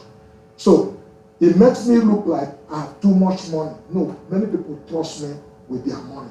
That is the truth. Not that I own that money. If you want to know the highest debtor in Africa and in Nigeria, it's Aliko Dangote. The bigger you are, but the only thing is that you have built credibility. And if you want to know the worst debtor in the earth, it's United States of America. America's debt is trillions of billions of dollars. Tax Americans will pay 40 years to come. American government has already spent it. But they are credible. So it remains reserve bank for everybody. If you take them for what they are, you can simply put that country, present for the unborn, for them to inherit the national debt. Their debt is mind-blowing, but they have credibility. All commodities trading in their currency, and they are at relax. So that's why credit thrive and make American economy grow. Even in Africa, what we need to do is to encourage consumers' credit, where people can borrow money, but if they are gainfully employed, through their job, they will be able to pay. It helps to fuel economy and make the economy grow. If you just trade within your money, there's limit that economy will grow.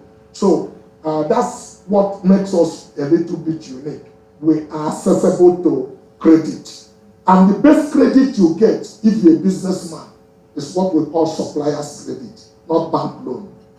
Bank loan is the worst credit to take because Saturday, Sunday, public holiday, interest is counted and it cannot be discounted. But when I give you goods to sell and return money, it's money that I gave you, but in a form of goods. So if you exchange it, it's cash. So the best credit you get is to be credible that your suppliers will trust you with merchandise to sell and return money to them. That's the best credit you get. It doesn't attract interest. Next question. Thank you so much. The Prof wanted to say something, so let's allow him. Your Excellency, the Ambassador of Nigeria, my brother, Dr. Cosmas, thank you so much. Sorry, I have to run because I have an important... I don't know if you people know, the bottom line of the message today is character. That's the bottom line.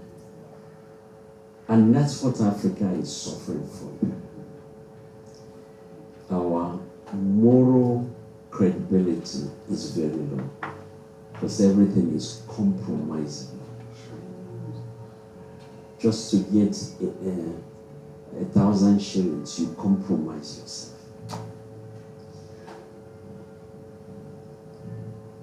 I was just putting down some notes here.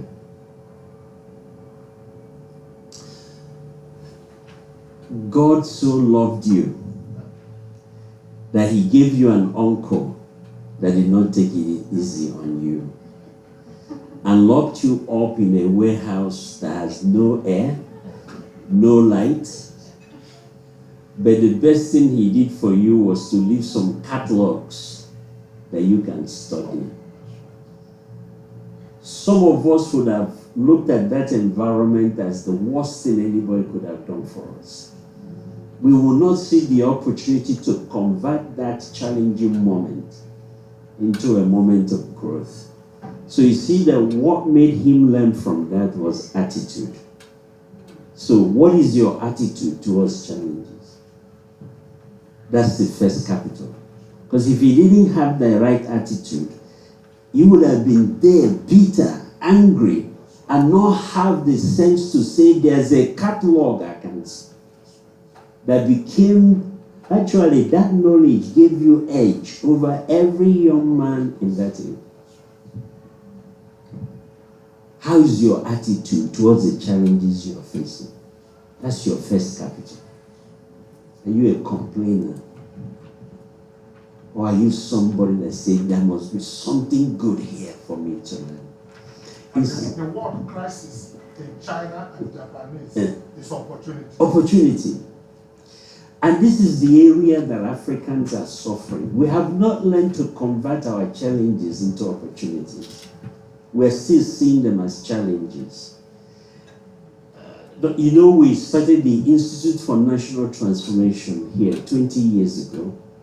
And one of the things we do in the Institute is to create such artificial hardness so that people can learn to address it.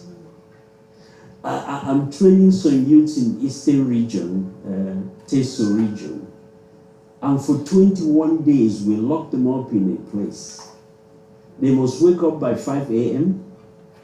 And we do a morning devotion from 5 to 6. And then I bring the army, sergeants, to grill them from 6 to 7. And they wear military uniform. What are we trying to do to break them? See, your uncle broke you unknowingly because he took advantage. How do we deliberately, in the curriculum we have today, break our people? Everything is comfort. In fact, I've noticed in Uganda, you don't like to say anything to hurt anybody. You protect people, even their weakness. And the weakness you protect will destroy that person one day. Because you don't want to confront them. You're too nice, even for your own good.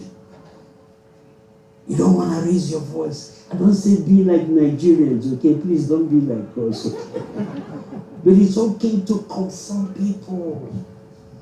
You know, Ezekiel chapter 3, is it not 3 verse 8 that says, when I tell you to warn somebody and you don't want them, and that evil they are practicing send them to hell, say, I will hold you accountable. Because you're supposed to have confronted them and you didn't. And I think that's the biggest lesson for me.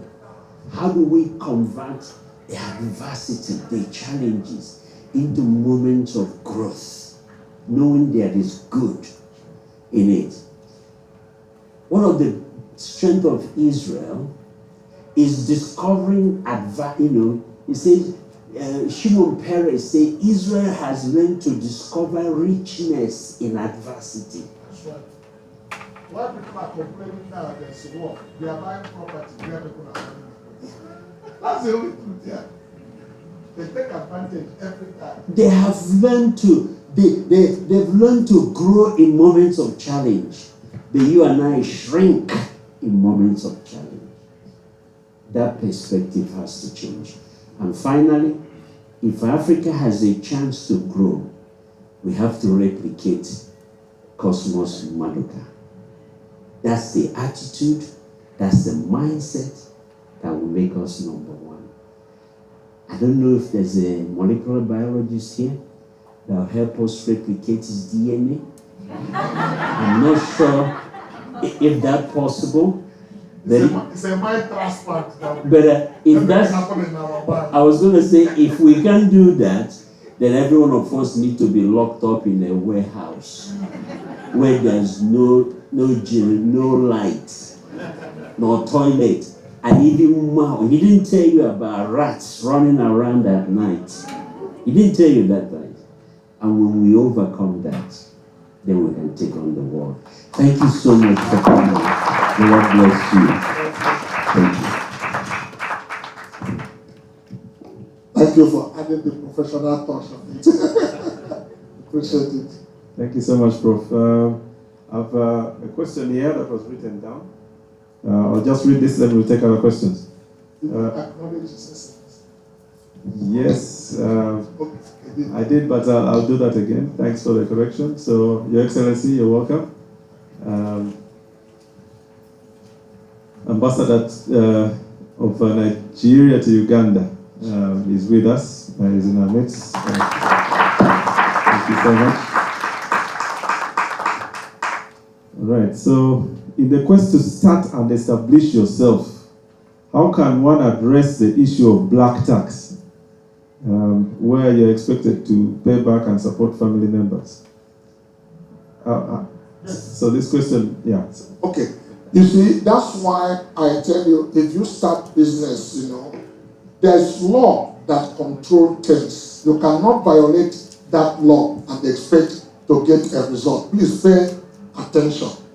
The law of starting a business is that if you separate yourself from the business, then you pay yourself salary. All the need and demand and requests will be limited with what you earn. You can never dip money in the company to solve problem, family, acquaintances problem. It's one of the major challenges many business people face, allowing their emotion to lead them, not having a balanced mind.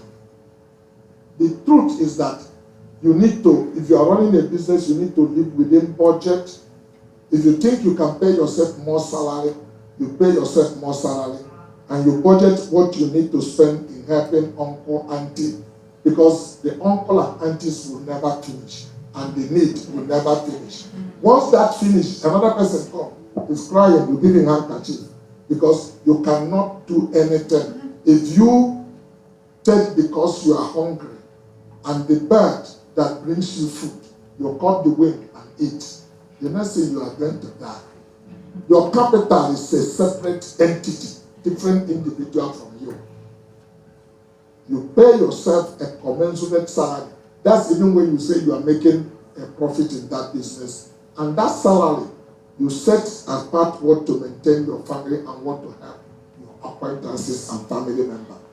Those are some top 10 that business require, which is different than, like if you're a doctor, you must know you cannot treat patients with sympathy, otherwise you will kill them. You will express empathy on them. If their leg needs to be cut, you cut it before the pulse will get into the body and kill them. Because it's better to be walking with one leg than to be dead. So emotion must not lead you. You have to express empathy, but you need to be decisive and make decisions when they require. Some of them are hard.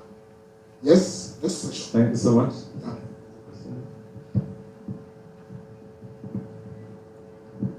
All right. Thank you very much, Dr. Cosmas, for so much wisdom this evening. My name is Lydia Kanakulia from Ministry of Trade, and I'm so glad we came.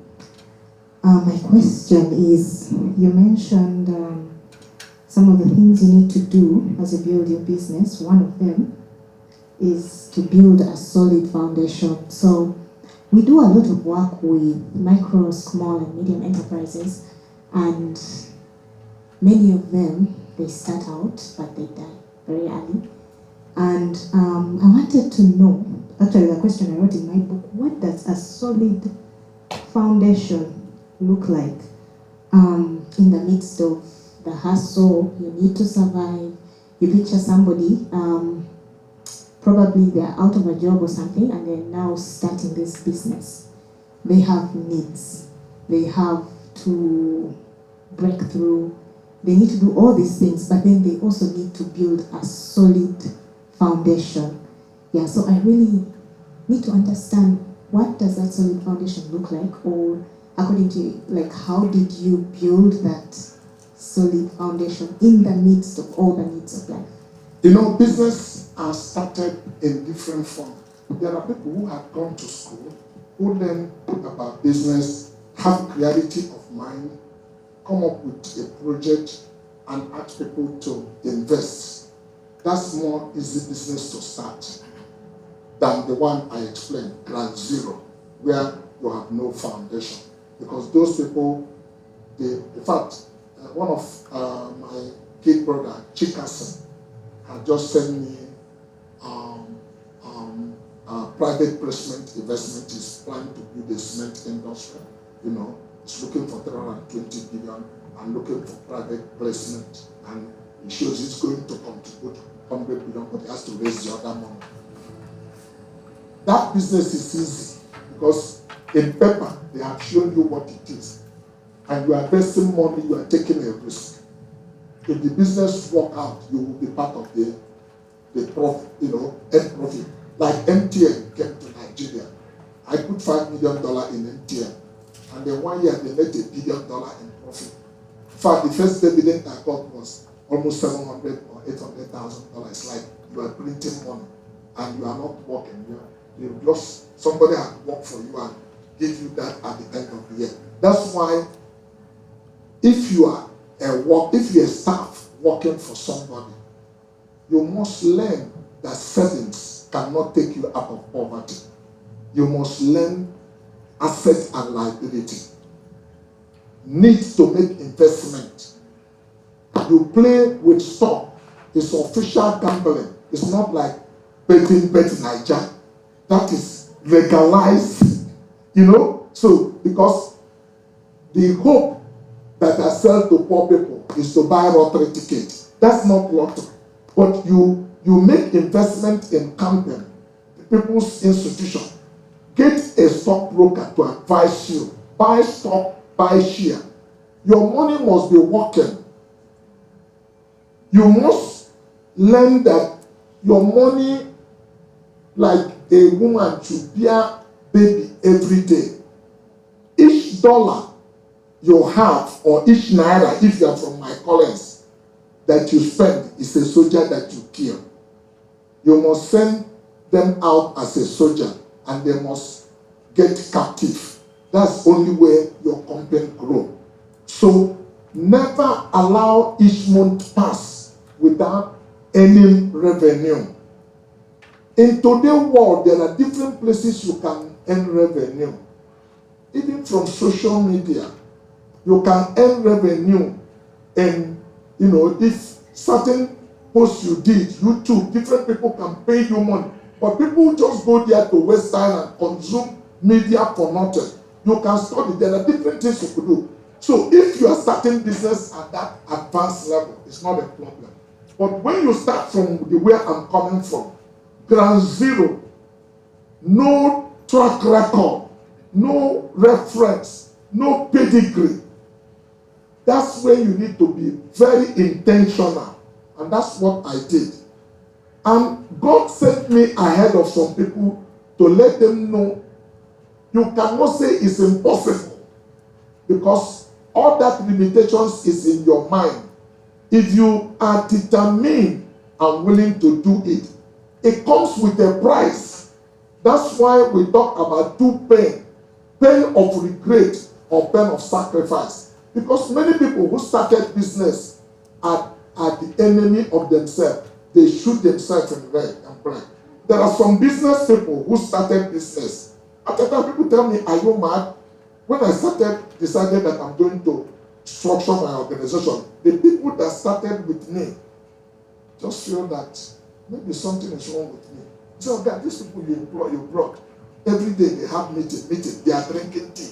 Every day, meeting, they are drinking tea. What kind of people is this? What are they doing? But that's when the strategy to take the company to another level are being formed in those meetings. But what they understood is that they want to take instruction from me. They believe I am the champion. Whatever I tell them to do, they do. And they are getting result with it. But that can make us money, but that cannot create institution. So when I begin to hire company professionals like KPMG, X and Young, to come and structure our company, to put us in the right direction, to pay the correct tax, they think, okay, what's wrong? All this money you are giving government, is your head correct? If you are not willing to pay tax, structure your company, how do people look at your book? How does BMW look at your book? If you are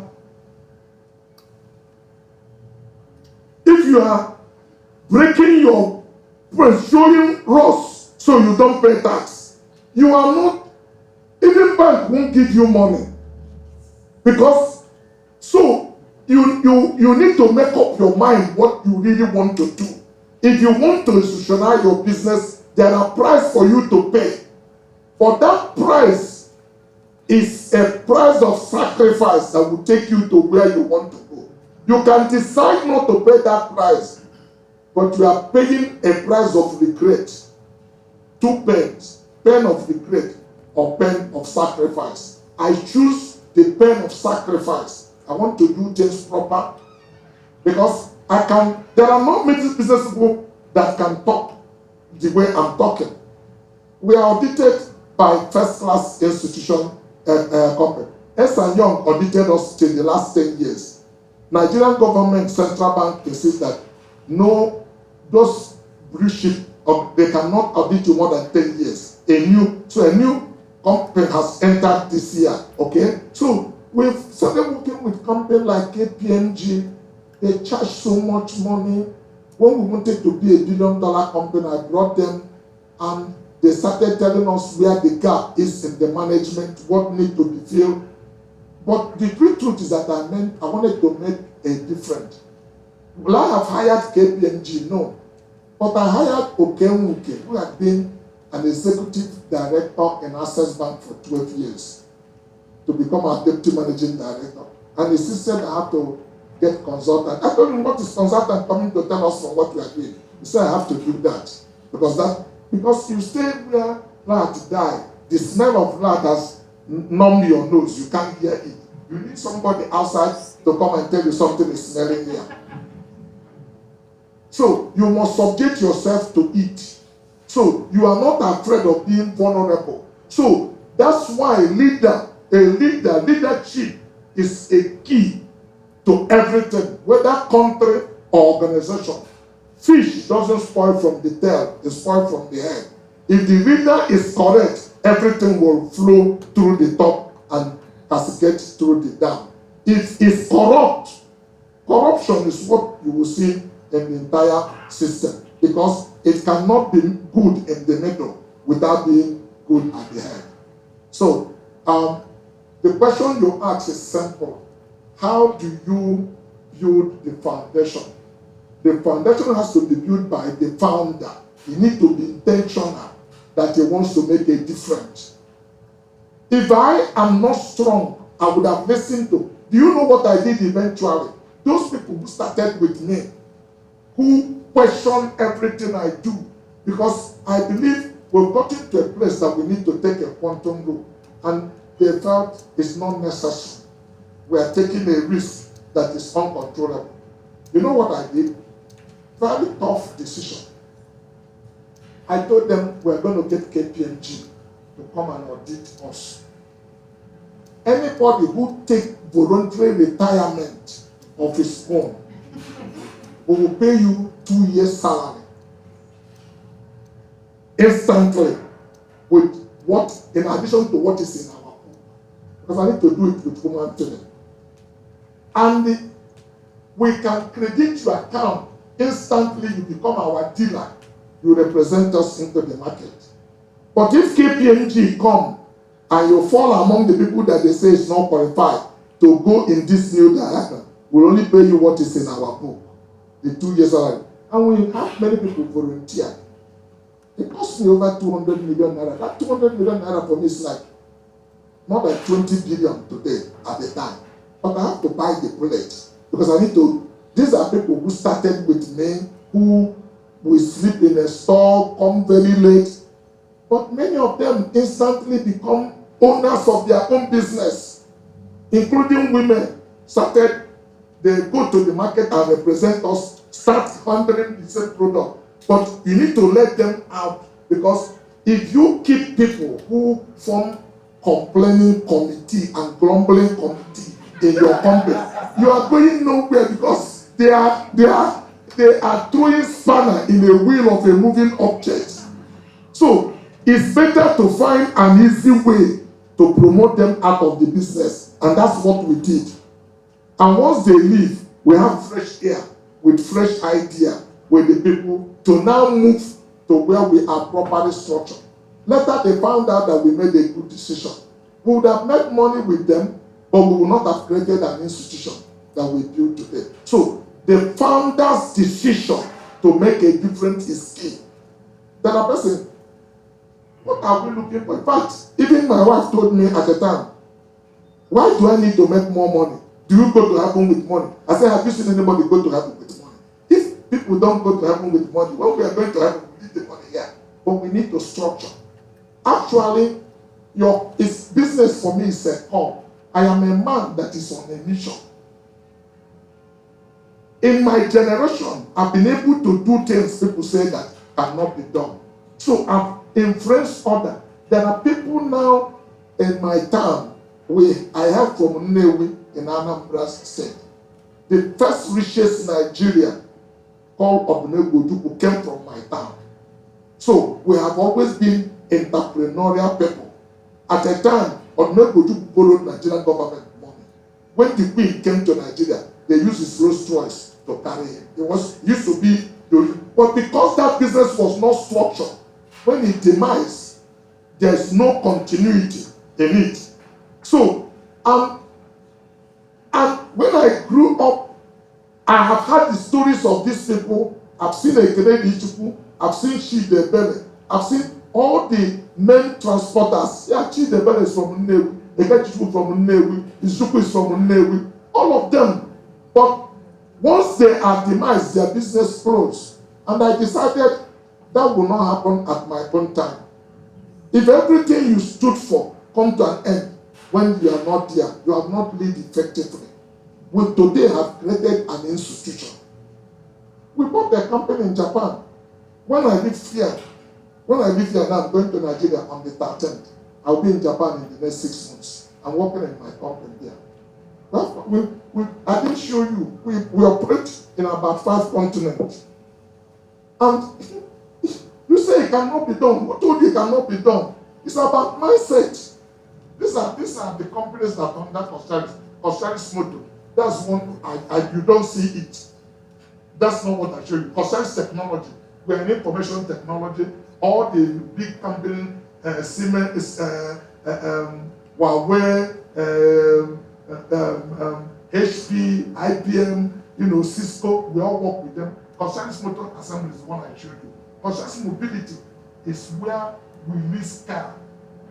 If you are running a business, Citibank, Julius Berger, Lafarge, we give them car, 300 or 400 cars. We don't pay. They just pay monthly rent on a monthly basis. We get bank to finance it. So this company help Coscharis motor to sell car. They lease car and they do car rental. When Oban came to Nigeria, we provided Oban the whole vehicle with which they started Oban. But we don't do charge and pay. We agree how much they pay us on every day. Whether they make the money or not, it's their problem. You need to understand your own model. You're wrong. We are not in that retail industry. So we agree on that. So Coscharis Ghana, Coscharis Farm, First System, the finishes me. There are many other subsidiaries that is under this company. Now, what do they do? This is Coscharis Motor. We have Rolls Royce in Coscharis Motor. We have Land Rover. We have Lava, Rolls Royce, Renault, Ford Truck, Geely, Enos, and Mini. These are the brands we have under Coscharis Motor. These are the first 5 years with BMW. Excellent partnership. This is the 10th year, and then this is the 28th year. This is 5 years business award. Number 1 premium segment, 25 years business award. We've been with them with 25 years. This is Ford, 25 years history, 25 years business award. This golden. So you will work with an institution that we have kept. This is my office. Okay. Now, these are the components still under Coscharis. If you ask me between this product here and these brands to choose, I will tell you to take all of this. And I want to keep this. This is the engine house of our company. The other one is give you population. But if you drive a car in Nigeria, it doesn't matter which car you drive. Mercedes, BMW, Jaguar, or Ford, or Toyota on the side. We keep your car on the road. We are pharmaceutical of automobile. You can't drive a car for 2 years without me shopping your money. It doesn't matter which brand you are, right? There's something I'm selling that is in your car. So we like car moving on the road. If you had accident, that is even better. Because we'll sell you pets, we'll sell you body filler, we'll sell you everything. So So we keep car. Many people sell car, but we keep car on the road. These are the components that vehicles drive on, but they don't make noise. This is our building in Abuja. We built this in 2010. That's where our showroom is.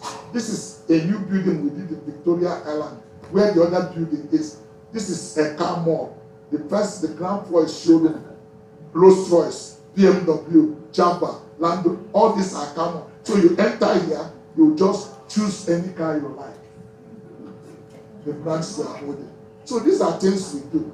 Okay, so what I'm saying basically is that you can start something small with a clear vision and build it to what people do not believe that is possible.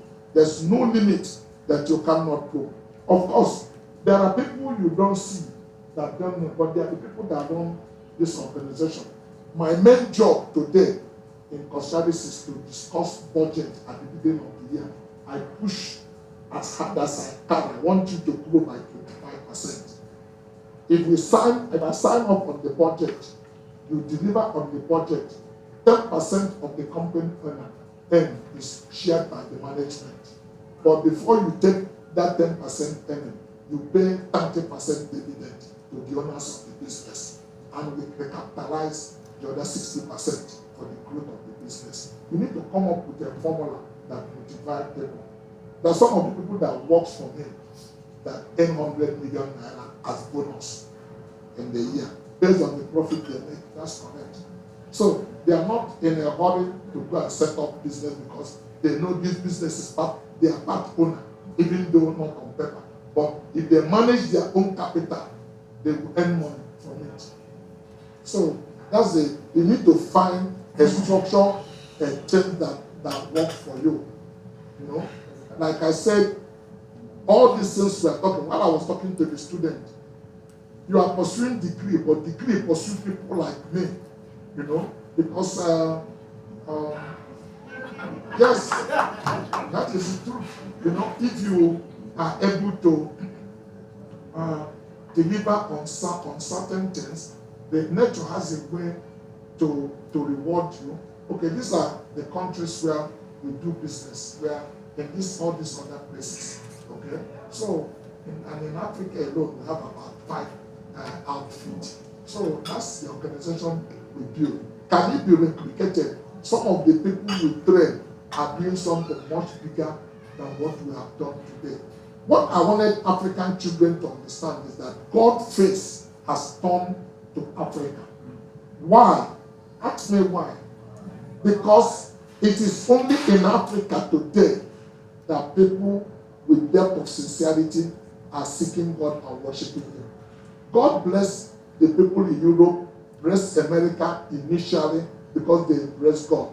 But today there's so much apostasy. They are beginning to get into, all kind of lifestyle, alternative lifestyle. They don't want anything to do with God. So God's face is turning to the young people of Africa.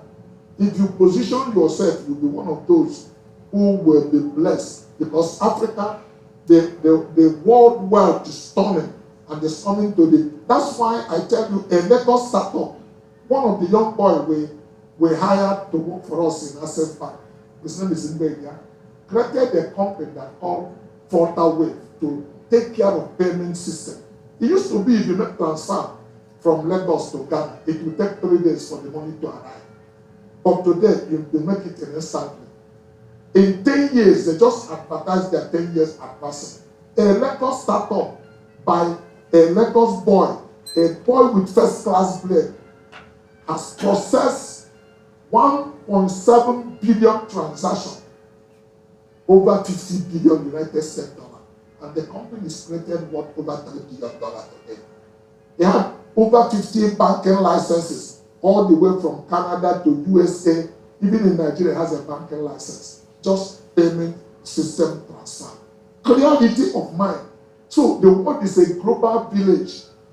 My generation created billionaires. But the generation we are living, that's what I told young people today. If they can open their mind, their generation and people are going to create billionaires with AI. You don't need an office in one small shop, you have the whole world under your control if your head is correct and you have clarity of mind. So there's nothing that cannot be done. So all we are trying to do is to have them to believe in themselves, because you can't even dare when you talk to somebody and they tell you who give monkey banana. How can you help the person like that? And why is knowledge important? With knowledge, you know the difference. If I keep $1 million here and keep a banana, and you bring a monkey, what do you think he would take? You take banana. So you need to change his mindset to know with $1 million, he doesn't need any banana anymore in his life. He will create banana plantation that he will eat and his generation will born. That's why knowledge is needed, for you to open your mind and begin to see possibilities where other people are looking. Any more questions?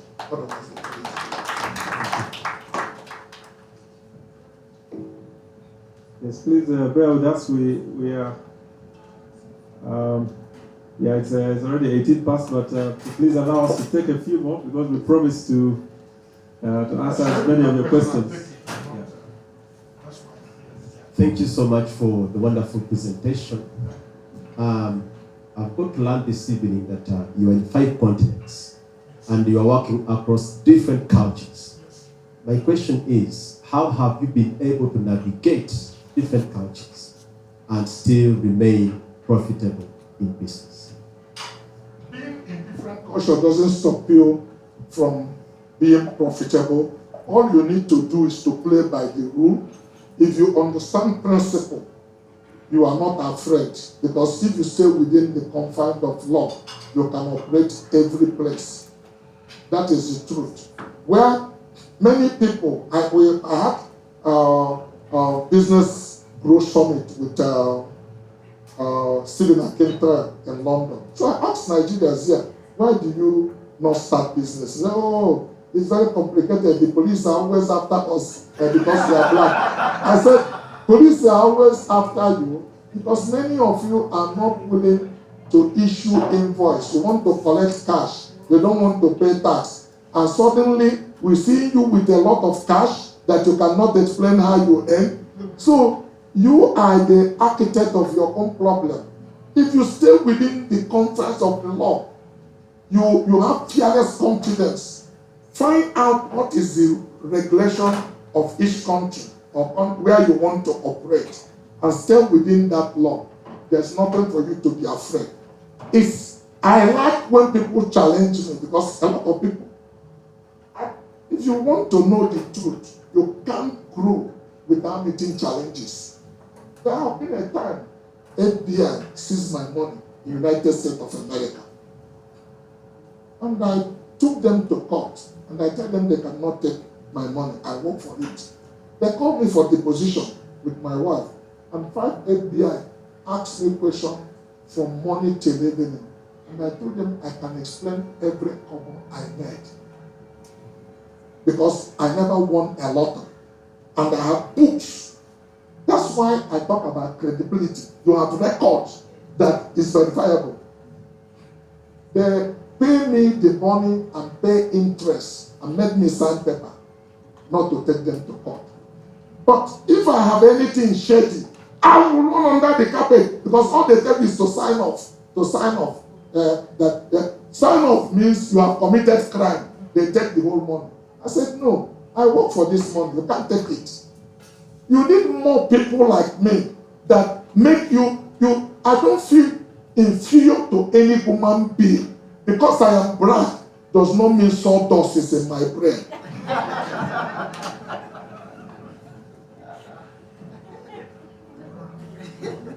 I am also bold because I'm a Christian. I know where I'm coming from. If the president of the United States of America, Donald Trump, I will respect him as Mr. President. But if he talk rubbish, I tell him to kneel down, let me pray for him. Because I'm a son of God. I have that confidence and authority. So I don't cower under anybody. If you know the right thing, because when they did that, the money I bought from Cooperative and Commerce Bank in Nigeria, I didn't buy from Mala, and they transferred the money. one young boy that was overzealous ambition, since I told them no. I went to the bank, told them to swear that they sold for me. I went to the American embassy, registered it that I'm a bona fide purchaser, and I purchased for a value. So on what basis will you seize the money for me to run under the carpet? I got it back and they pay interest. So I earn my respect from them. My supplier in the United States, my lawyer told me he never met a human being like me. I said, but I am just a human being. So if you do the right thing, you don't fear. You can stand up to it. In fact, I told the American, if they don't give me this money, I'll go to 60 minutes. I will tell them. I said, because I came from Africa, you do this, your act of brigandage, and intimidate me. You can't do that. I work for my money because we are black. Nobody, no Africa that I know that is today, we own a company in Japan that export. We buy where Toyota buy, where Honda buy. This component, I represent this company in Japan. I represent this company. I represent this company. We export this product now to different African countries, including Nigeria. So even Cosmas Nigeria is my customer in the company I own in Japan. So I earn profit in Japan, earn salary in Japan. I'm going to live in Japan to get my resident permit. I have Dubai residence. I'm working on my Japan residence. So I'm a citizen of the world. The only punishment is that I've never been in Japan in anywhere 6 months at a time, but their law requires that I must spend 6 months. So when I go in May, in this April 13, I won't be back until December. I want to complete that 6 months so I can apply for my residence. Yeah. I have Japanese working, but I'm going to send Nigerians there to join them and then really form that company into what I want it to be. It is not, I'm not going to leave it at the point where I met it. That may be the last project I will take as a CEO because I'm 68. I don't want to go to office with a walking stick. Maybe by 75, I'll gradually go. So I'm actually, intentionally making myself unnecessary, retiring and letting other people. I used to be dealer representative, but I don't hold that anymore. There are people who have been appointed in our organization who BMW talk to, who Java talk to, who Rolls-Royce talk to. They don't talk to me anymore. So I have dedicated all of that to people to know. And then do something more that is important. If Nigeria's stock market become what we want it to be, we will sell some share to the public. If you notice, Cosmas Motor is a Cosmas, this one is now Cosmas Motor PLC. So it's a public company, but the shareholding is still within our group. But we sell shares to the public when we get to the stock market. Yes, any more questions? Why many of my colleagues cannot come to talk to you like this, to that? They have something behind. If you can't follow the principle, you will hide the money you have because you cannot explain how you have it. I'm not the weirdest Nigerian. There are many people that are 10 times 100 richer than me, but they cannot explain how they make the money. And that's why they cannot talk. Okay, thank you.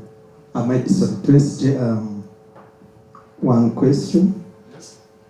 First of all, I want to appreciate for sharpening us. Iron sharpens iron.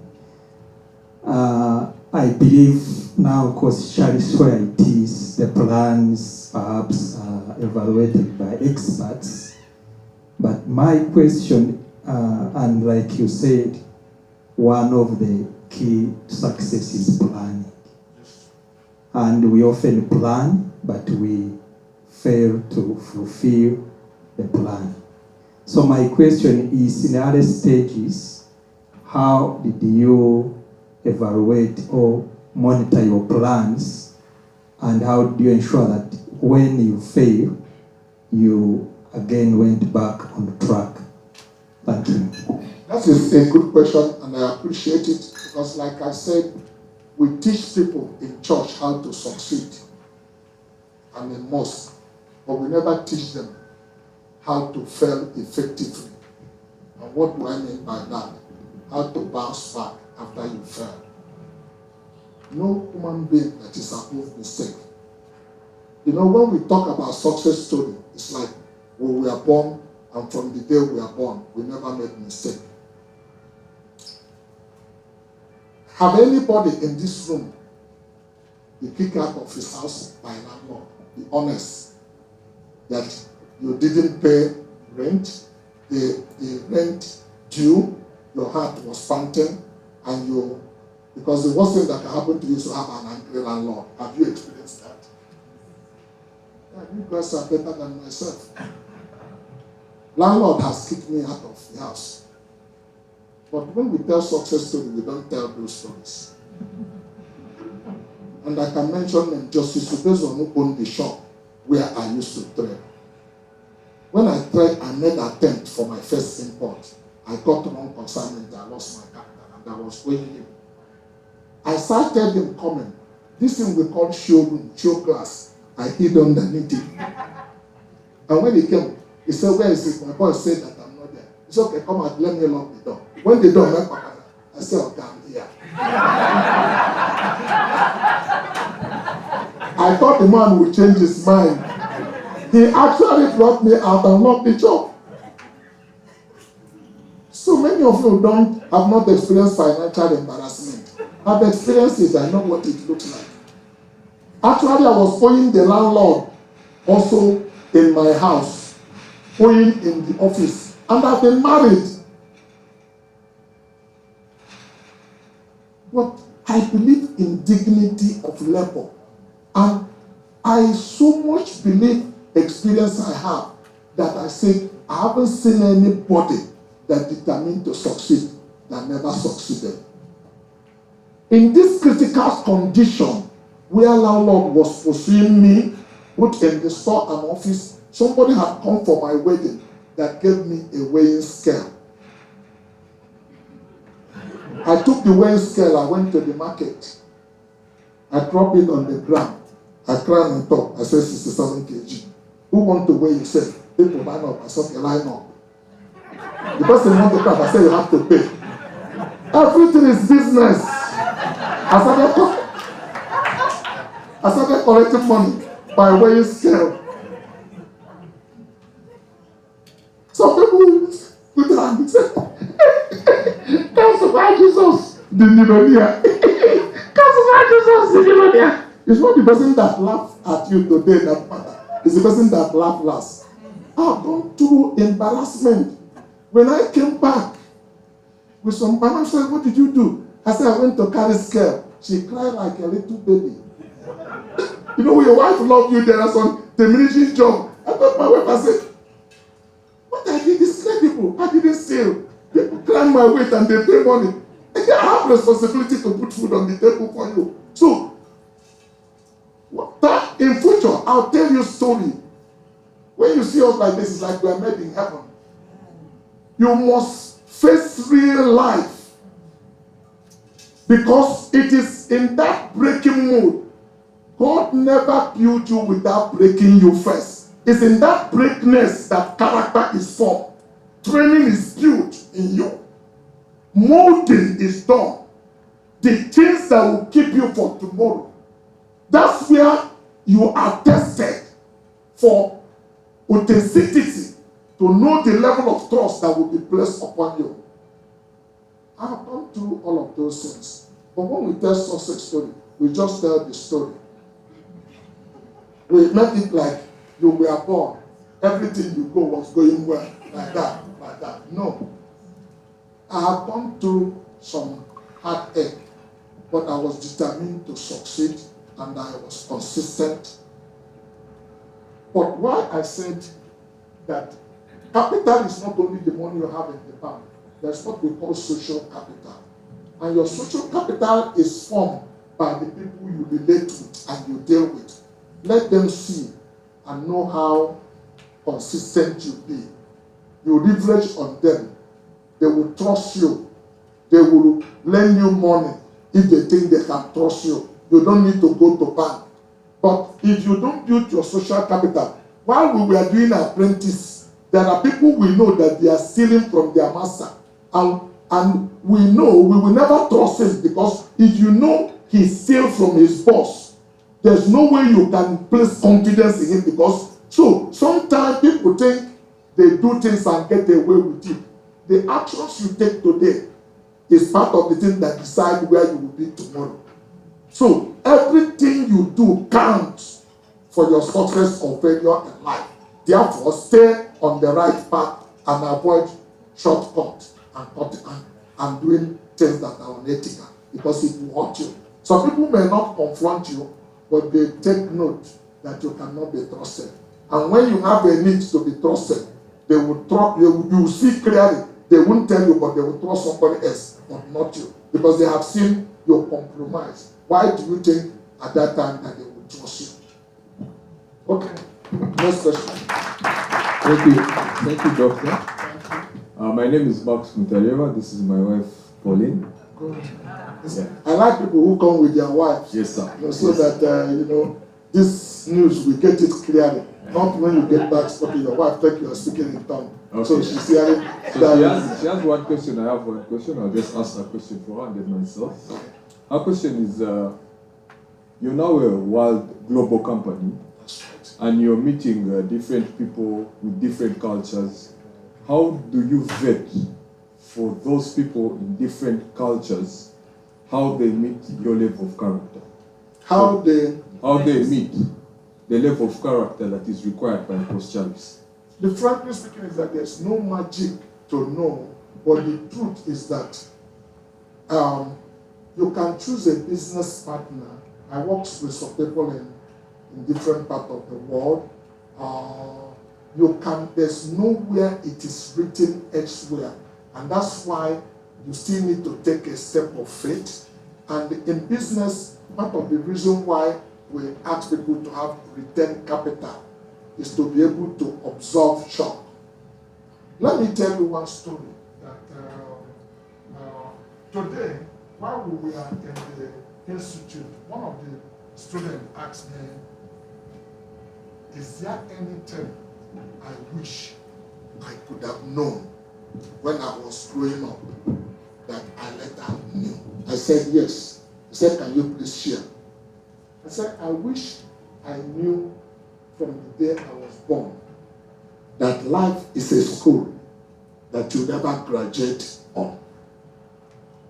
Because when you think you have graduated, nature has a way to write you a new subject to study. You didn't get it. When you think you have arrived, you will see something you never believed will happen.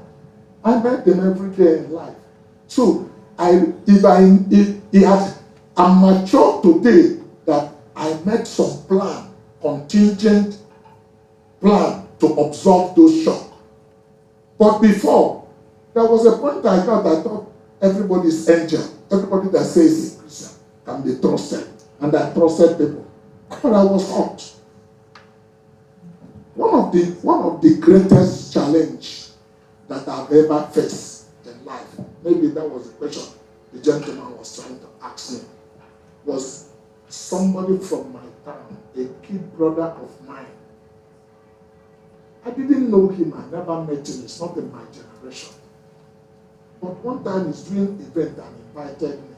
Until today I regretted that I went for that event, and later he invited me to come and see his place. I went to see his town, from my mind was blown. I said, a young man from my town, I really admire people from my place that they can take a bold step and do something that is daring. So, and later told me he ran into problem, while I was admiring what he's doing, that he borrowed money to build this structure from bank. And thinking is going to return quickly now. And now the bank is closing up on him. So he has finished building this, but he does not have money to trade. I said, so what does that mean? It's just he needed somebody to just get the bank to open a letter of credit for him, and then that every day he make ₦1 billion on 3 put based on the number of diesel that they dispose in his place. I said, so why would banks not lend you money? Because they will mitigate against it. All they need to do is to get HGS to manage the tank. The product come and put it into the tank. As you sell to the customer, they pay into the bank, then they release product for you. He said, if I can help him. I went to the first bank, they said I shouldn't talk about that boy again. I met another person, told me if I'm taking picture and I saw that guy, I should run away. So much uncomplimentary remark. Frankly speaking, that's a very serious mistake I made, because the red flag is clear that I should have walked away. But I use my experience growing up to judge him. Because growing up, people make every uncomplimentary remark about me. Some say I'm a crook. Things I never thought about, they all put it in my head. So I felt this guy is in that position and that I can help him. I took him to one of the banks that I was a major shareholder, and I was sitting in the board. And I told them to lend him money. They said, I told him, why are we lending other people money and you can't lend him money? That the people from my area can overtrade. What does that mean? They take short-time fund for long-time project, mismatch capital. But we are not crook. And if you put pressure on them, they will pay with everything they have. So the bank said, what? I said, they have to open LC for him. So this guy convinced me that he will pay under 75 days. We opened a letter of credit for him. First one was $42 million. Within 68 days, he paid. He sent another invoice. I got the bank to open LC. He said he will pay in 90 days. 78 days, he paid. We did this between April to November. About 6 documents he had paid. He brought 6 documents at a time. And we opened a letter of credit for over $220 million. He went and connived with the ship owner, sold the product offshore. He had told me he would pay in 120 days. By January, we haven't seen any money in the bank. By February, we haven't seen any money in the bank. The bank called me and said, what's going on? I said, they should call the guy to ask him. They said, no, I introduced this guy. I should ask him. I called him, I told him I want to meet him. We agreed to meet in a hotel in the Ikoyi, Lagos. He started speaking in tongue. No, I couldn't interpret it. He said he borrowed product to somebody that the person disappointed. I said, what are you talking? I said, how can you borrow product? LC was open. The consignment is supposed to enter into the tank. But the bank made a mistake.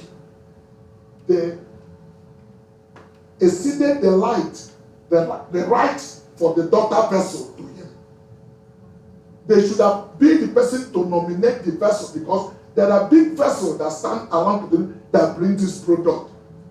So because he nominated the vessel, he had control over it. So the product never ran the payment time. But the bank said I should assume this obligation because I introduced this guy. LC was not open in my company name. LC was open in his company name. I called a board meeting. The board of trustees and said, this is not their liability. They cannot accept it. LC was not open in Cosmas. And as far as they are concerned, Cosmas cannot accept that liability.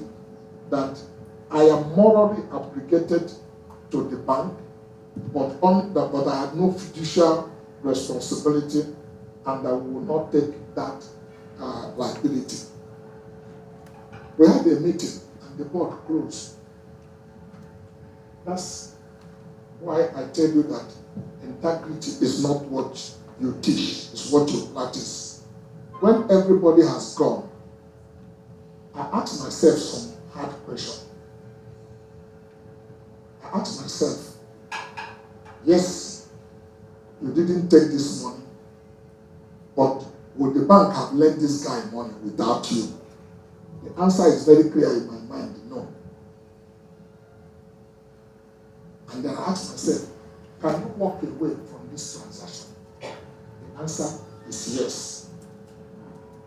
Then I ask the third question, can you stand in a building and talk to people about integrity?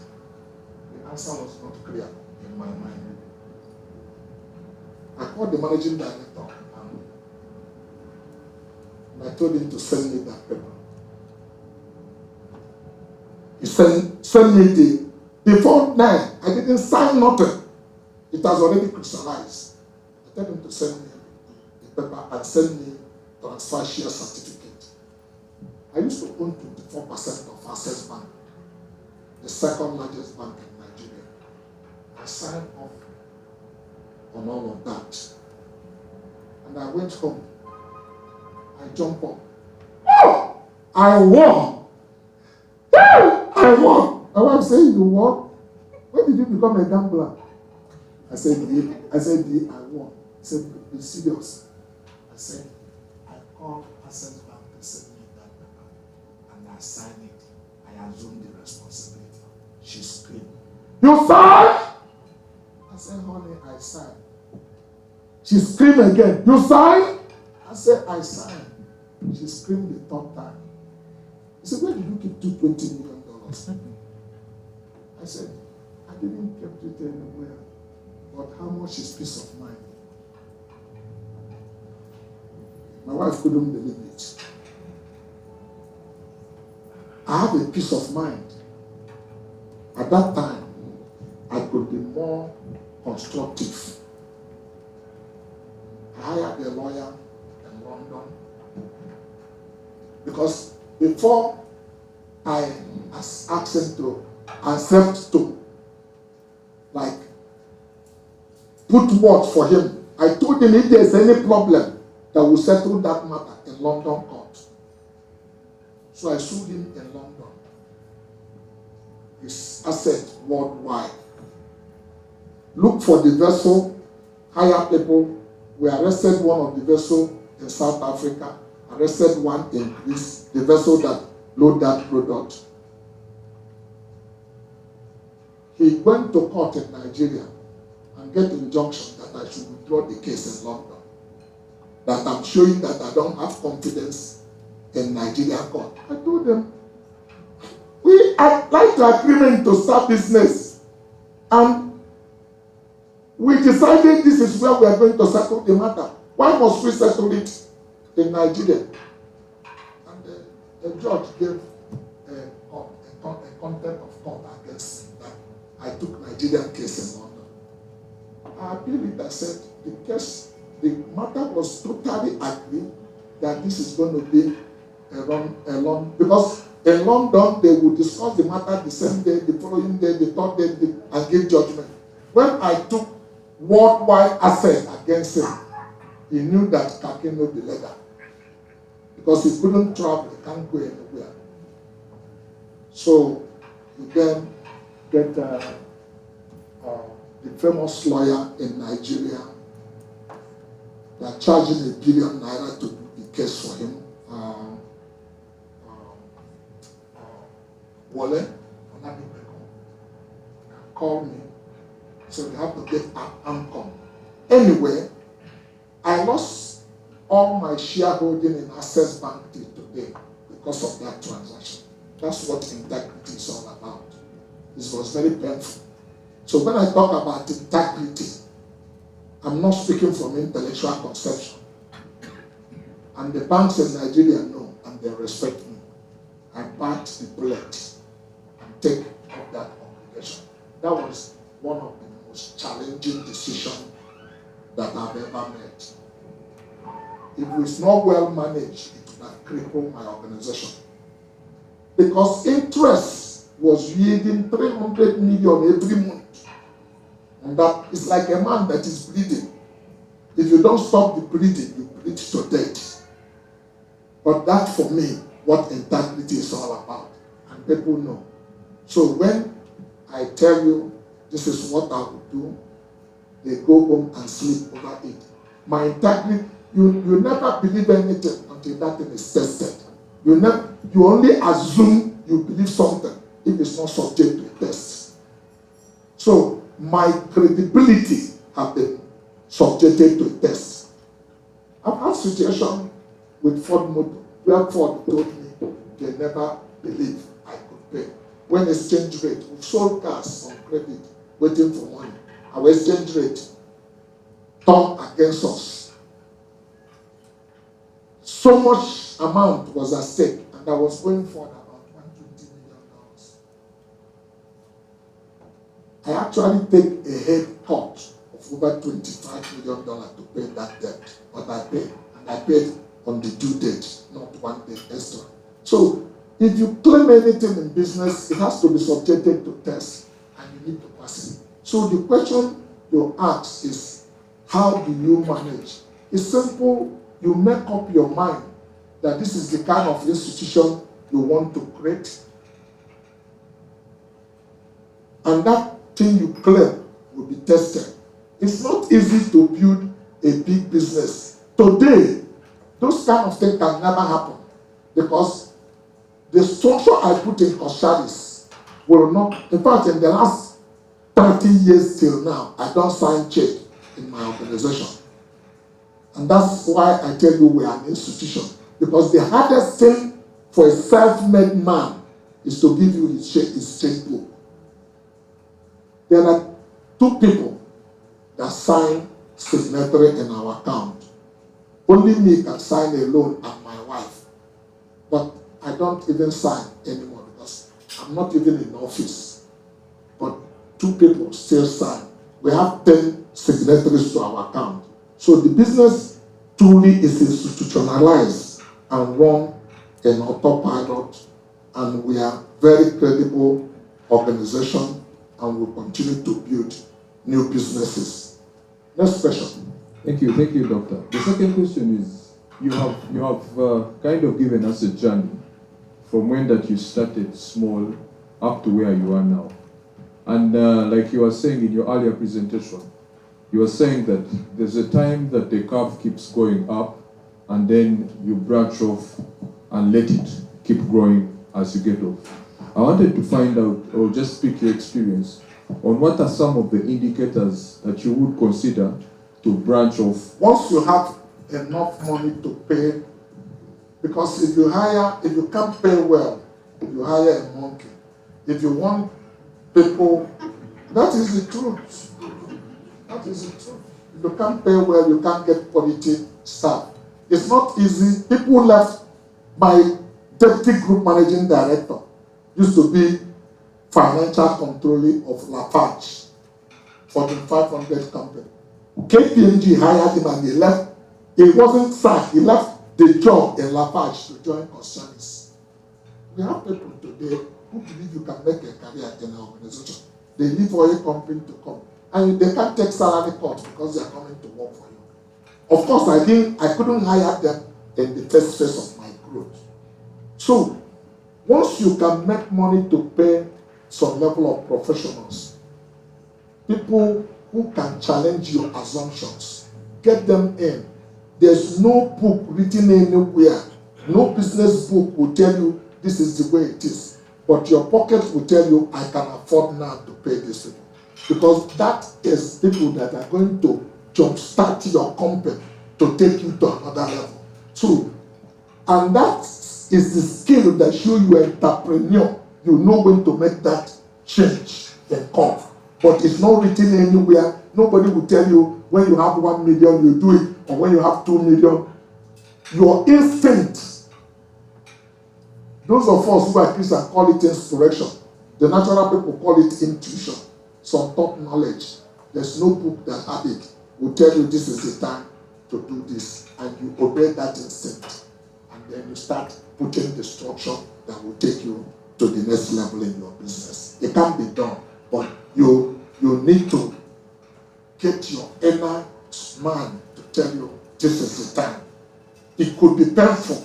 I don't tell you it's easy, because it's like I hire people that I was paying more salary than I earn, but I own the company.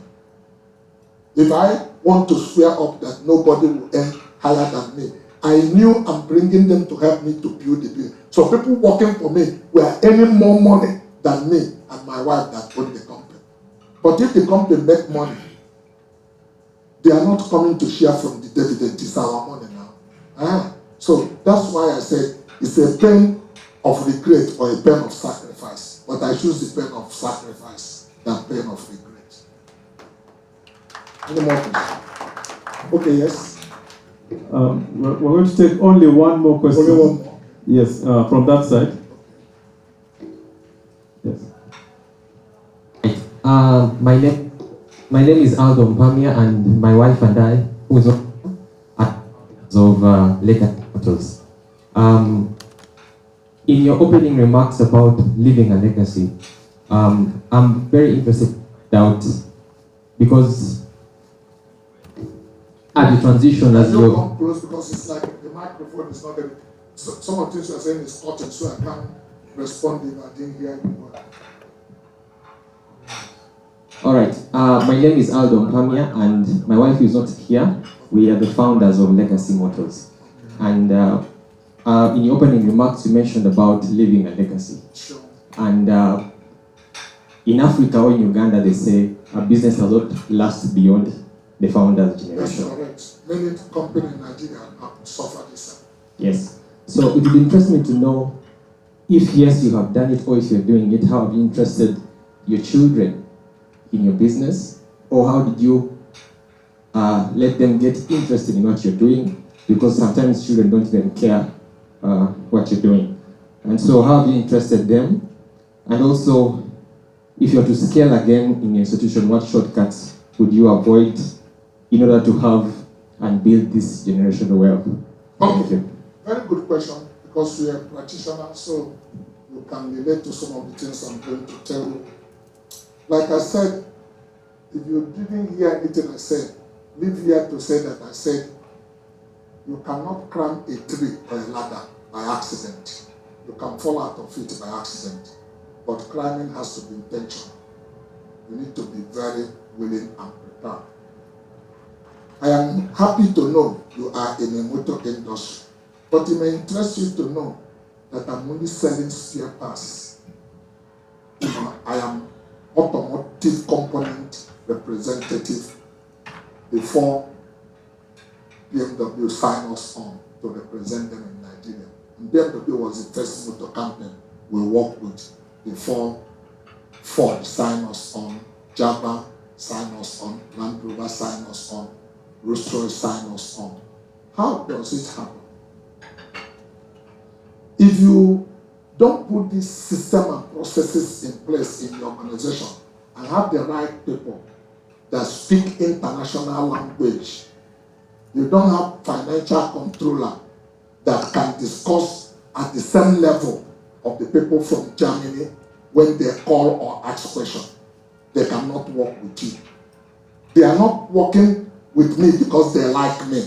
They are working with me because I have systems and processes that meet up with their requirements and understanding. That's the only reason why. There are not many brand company that is in Uganda. And I can tell you, if you do what you are doing well, you can attract some of those companies. Not just selling every car, but you can be a brand representative. You don't make money in a business everybody is doing, like cement or bread. You make money in a specialized industry, like barrier entry or exclusivity, where you can decide your number even though you are competing. So if I were you and I'm in Uganda, my target would be to attract some of these multinational organizations.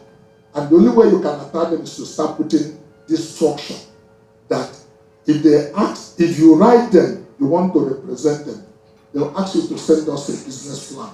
And they will read your business. When I send the business plan to BMW, they read it, it makes sense to them, they ask us to come for a meeting.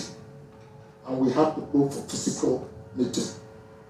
I had a guy that worked for Ashland Oil that joined me. I keep quiet and let them do the talking.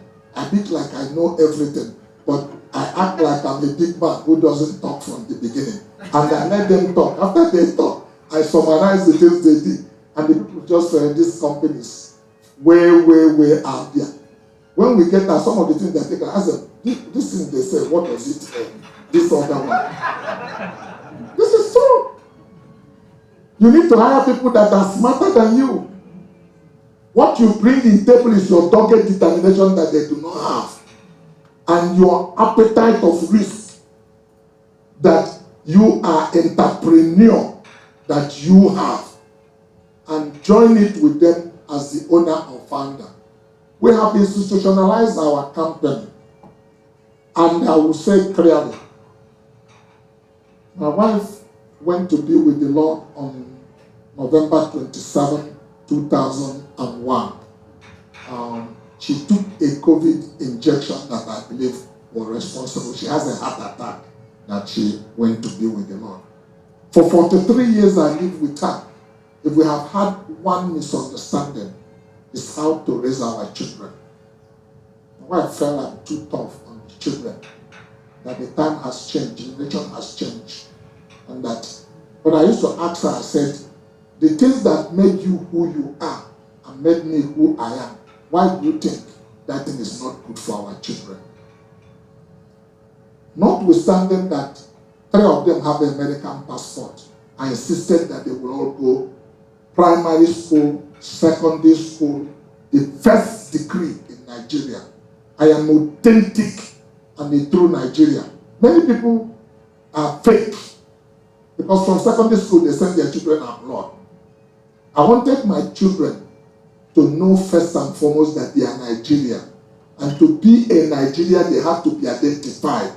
They will share in her shame and her glory. My daughter was a medical doctor. I have 4 boys and the girl. The girl is in between the 4 boys. She would tell me, it's time to church. Can I send the driver? I said, jump for Okada and come to church. Make sure you don't miss us. You think I'm stupid? When her husband came to marry her, I said, this lady is a very strong-willed girl. I raised her. She's tough. It's a great asset I'm giving you. But you must accept asset and liability. Don't just like her. She has a sharp mouth. When she talks, you need to get quiet. I said this in the presence of my daughter and my wife. I told the guy, I said, if you are not ready, leave her for me. But if you are ready, take the full package. Because you will not like the side that is good and hate the other. You need a package. Take all of them. Anyway, today, 4 of my children are in my business already, including her. I convinced her to leave practicing medicine. She married a medical doctor. She's a mother of 2. I said, come and work for me. She works for me today as my personal physician and my personal executive assistant. I'm going to Japan. I'm traveling with her. She will go with me to China and she will go with me to China. She helped me to protect myself from, she reads my mail and I'm mentoring her. There's no transparency. But his senior brother, my first son, is in charge of our after sales in our automobile. His junior brother is in charge of, he's now become the dealer principal. He is the person that BMW, Jaguar, Land Rover, Ford talks to. They travel around the world and do those things. But I still have people who are working for me. When they joined me, while they were in school, I bring them to the company and I ask them to go to warehouse to learn how to ride forklift. This my daughter, put her in the reception to take calls.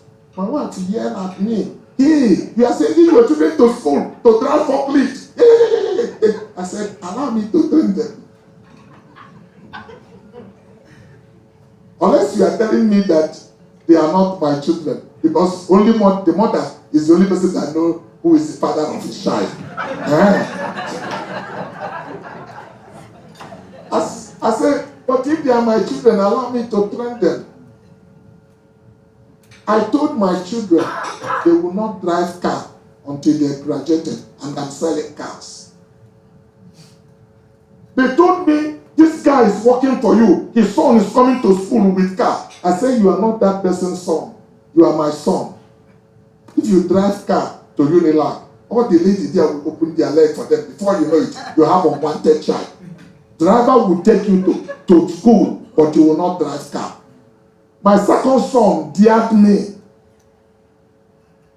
and took Ford Focus out and have an accident. I kicked him out of my house. My wife said, you won't come to an end. This boy will commit suicide. I said, if you jump inside, there are 4 of them. The other 3, I will train them if he did that.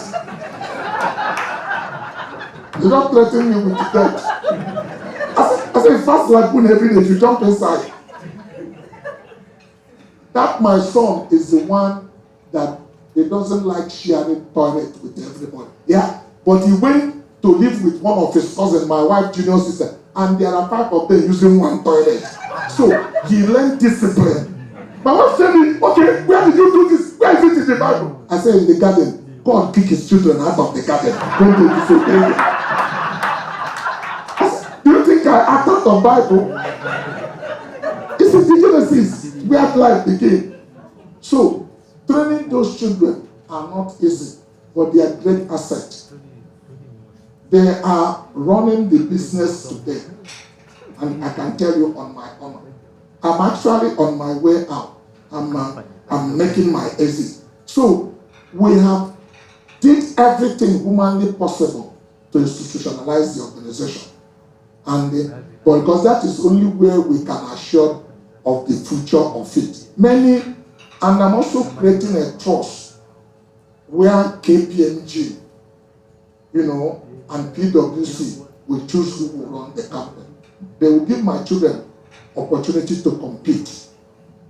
If they are qualified, they will run the company and earn salary. In fact, I told my daughter the other day, I said, all of you are my children. Nothing makes you inferior because you are care. If you may be the person that will run this company, but that will depend on your attitude if you are willing to learn, especially you are working direct with me. You are involved in all my meetings, you take note, so put yourself into it, because you will still be paid the salary of chief executive, and the dividend, we're sharing dividend, you guys will share dividend as equal owner, because I won't love any of you less than the other. So with the exception of, in fact, my last boy, because he was gifted in sports, he did high school in Lagos. He finished his high school. He was Lagos State captain for 400 meter. He ran and did different things. It was a big one to allow him. I made an exception for him to do his first degree in US. So he was the only person that did this. So he's still in US. I convinced him to come back to work for me. He was on the flight coming back to work for me when my wife passed on. So I was devastated, not composed. He waited for 2 months after. I wasn't saying anything to him. He went back to America. So recently, I still talked to him. In fact, I asked him to join me in this meeting. I'm going in Japan. But I asked him to dial in our board meetings. So he gained knowledge. And that helped him in where he's working. He's working at an $80 billion company. So recently, I said, he told me, his boss left and they gave him a business unit that worth $300 million. Do I still want him to come back? I said, no, stay, learn. They are teaching you something that you may bring that will be helpful to us. But he's still there into our meetings, but he lives in US and he resides and works in US. But this trip I'm making is joining me in China, and he will also join me to our office in Tokyo. I'll be in Tokyo for 10 days. My daughter will return back to Nigeria. He will return back to US while I go to Vietnam, and from there to Manila, and then I return back to Tokyo. So they are all integrated, my children and my business. Coscharis is a company I formed with my name and my wife's name. I am Cosmas. My wife is Charity. We don't want to call it Coscharity, so it look local. So we call it Coscharis. So people thought it was a Greek company. They didn't know it's a Nigerian company. My wife died. The company has moved on. I'm going to leave one day. The company will move. But we created an institution. Coscharis will not come to an end if I'm not there. There are structures and systems and processes that have been institutionalized in the company. I think that's the last question. Thank you very much for your attention. But the greatest thing you do for me is not clapping hand and like the things I tell you. The things I said to you is like in a song service in church, when the music is praying in church, everybody is rejoicing. But the real sermon is when the pastor comes to bring the word. We are mixed audience here, but I can talk to you clearly. Nothing happened to a woman until she takes in. You can have sex and make love to your husband as long as you can. Your body physiology only changes when you take in. What do I mean by then? Your appetite will change. You start spitting. Your crave will change because the baby in your womb will be determining what you eat. It's crave for vitamin to grow. Your heart, the spirit you are listening to me, is your spiritual organ. That's why the Bible says, guide it with everything. All this sweet talk is love making. But it's not going to make anything to you until you take in. And how do we know you take in? The action you start taking tomorrow. Cherish this and let it drop into, water it with your prayer until it drop into the soul of your heart. Your action will change. I thought recently, I never said it before. I kept it secret. But during Stephen Akintayo's 40th birthday, a young man asked me a question that forced me to say it. I am a man in a mission. If I need private jet, I would have bought it 15 years ago. Some of the people I know, I can pay salary and fly private jet. It's not a priority to me. I still drive motorbike, even in Lagos. If I'm going to evangelism, I go on my motorbike. Kit my head. I have BMW 1600cc. I have Suzuki Bugatti 1300cc. I still ride them because I started driving bike when I was 11 years. So up to now, right? And my family was biker. My mother drive bike. My three sisters drive bike. We're all bikers in our family. My grandfather drive bikes. So it's not, we are not afraid of it, even since I still drive bike. But by 2011, God asked me to go out and build 1,000 billionaires in Nigeria before I go to Nigeria. I have 70 of them in my list that I've mentored, that are billionaires. I'm coming here. After listening to me, I pray that you follow some of the principles that I teach and put it into action. I would like to see 10 billionaires come out of this meeting, or 5. And it's possible. Don't tell me it cannot be done. It's only in your mind. If you are intentional, if you are hungry and open your mind. When do we start? Today. Don't wait for next tomorrow. Stop procrastinating. sit your wife down. I used to sit my wife down. I told my wife we are going somewhere. My wife said, how can the people we are helping, if you see their pot of soup, the protein that is in it is not even in our own? Because this guy is not a shit guy. I train my wife. Some people don't like me. Some people are asking me, when are you going to remarry? I told them, do you think it's easy for any lady to marry me? Or me? No, it's not easy, frankly. I train Charity. First is that I ask her to give me a list. She won't cook soup.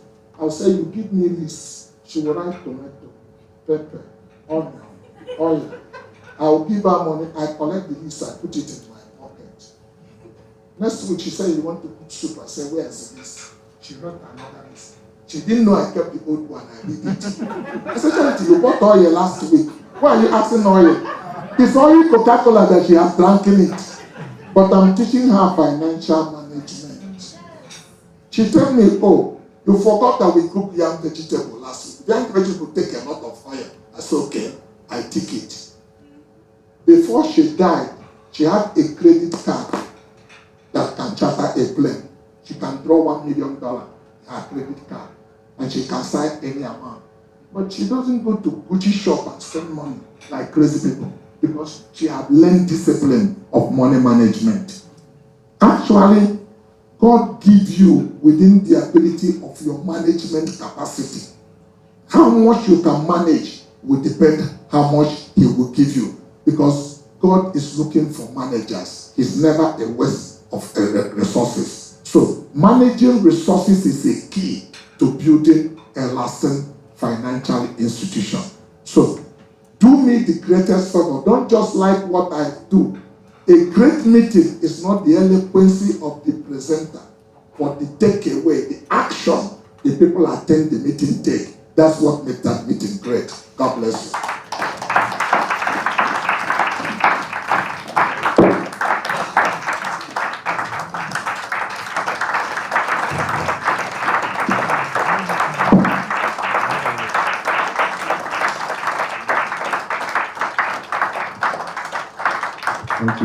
Thank you so much, Dr. Cosmas. So at this juncture, we just have two very short items on the agenda. Sorry, we've kept you a bit long. We're just going to get a vote of thanks from Mr. Colin Bakirukamo. Colin is the Executive Director of Information Technology at the Bank of Uganda. He's going to give us a vote of thanks, and then Pastor Ben will close the session. Thank you so much. Thank you very much. Allow me to say praise the Lord. I'm really trying to recover from the nuggets, and I need to take him. I need to get pregnant fully and take him. One of the things that I've learned today is I need to come with my wife next time. So that's a critical nugget and lesson. But thank you so much, Dr. Cosmas. Amazing. I just want to bring greetings again from the Deputy Governor, the Central Bank, who was meant to be here with me, but couldn't make it, and he asked me to pass on our regards. I had to be here because I was here for last year's, and I had to come back. And I'm excited to know that His Excellency was also here last year, and he's come back. It means something when you come back. There's something we want to tap into. And it's very prophetic because I'm also a director of Greenleaf Uganda Motors, which is a motor company, and we're dealing in the electronic or EV cars. And so sitting here and just listening to Dr. Cosmas was deep. But let me say this, on behalf of the organizers, I've been asked to, of the Kingdom Enterprise Summit, I'd like to express our heartfelt gratitude to our esteemed guest speaker, Dr. Cosmas. Thank you, sir, for delivering such a powerful and insightful kingdom business nuggets. They were so well aligned with our theme, Build to Last, strategies for building businesses that survive, succeed, and leave a legacy. So I want to say that your message has challenged me, and I believe all of us, to rise above short-term thinking and inspired us to build with purpose, structure, and eternity in view. We're deeply grateful for the richness and practicality of the principles that you shared. You remind us to move from the survival and hustle economy into ethical, vision-led enterprises, to shift from desperate prayers only into intentional kingdom businesses, and not just hope, but to plan. Your wisdom on being mindful on the sum total of our decisions, embracing God's process of breaking before making us, and avoiding becoming both the managing director and the damaging director of our own companies, will truly stay with us. Most importantly, the central theme of tonight that I pick is character. Character remains deeply engraved in your message, that our character ultimately controls our lives and sustains the legacy we seek to build. This truth will continue to guide us as long after today. I want to say that we have also been challenged to write down our vision and let it drive us, recognizing that our time in our life and that our duration is not as important as impact. I think that was very, very powerful. Your teaching on the 7 keys to lasting success, the 5 levels of money, and the importance of building strong structures for hiring people who are even smarter than we have equipped us practically tonight. I want to just close by saying, above all, we thank you for sharing your secrets of success. These were deep mysteries and success. Through real life example, there's nothing greater than that, of godly multiplication, strengthening our faith to trust God as the ultimate source of growth and increase. We deeply appreciate the wisdom, experience, authenticity you have shared. Your journey and your words will continue to shape how we lead, build, and leave a lasting legacy. We also extend our sincere appreciation at this point to our gracious hosts today, our resident Pastor Ben and your dear wife, Pastor Charity. Let's just thank them for providing the vision, the leadership, and the platform for this insightful series. Your commitment to raising kingdom-minded leaders, Pastor Ben, Pastor Charity, is amazing.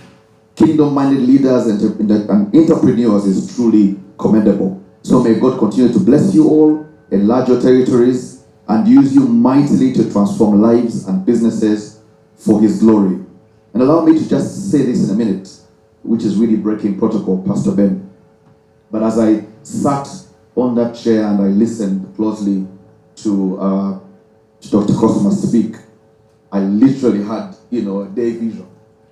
And Dr. Cosmas, what I saw in the spirit is really a door opener, a kingdom door opener. You've done everything for success and money. I don't think money moves you. But God is calling you to a door opening phase. A phase where you're opening doors. And I literally saw him handing out keys. But the thing I saw Pastor Ben do is that some people miss the keys. It's as though he was giving out keys, but some people didn't catch the keys. And so it was like he was jumped. Just go to a table and some people are receiving, but somebody didn't pick it. Another person picks that key. I saw a kingdom door open. And he said he's a man on a mission. So I just want us to pray for Dr. Cosmas, and I probably have to pass this to Pastor Ben, but to pray for long life. Because what is left now is complete, just life. That his purpose and being a man on a mission will continue. We pray for long life, not just for him, but his children. Because this legacy is going down generations and generations after him. So I don't know, I just feel like we can stretch our hands. And maybe Pastor Ben, allow me to pass this to you, if you'd like. That we just stretch out our hands right now. Let's just rise up and pray. That money is not moving him anymore, but purpose is moving him. Let's long life is what he needs. Amen. And begin to pray in that direction. And God will keep it for us.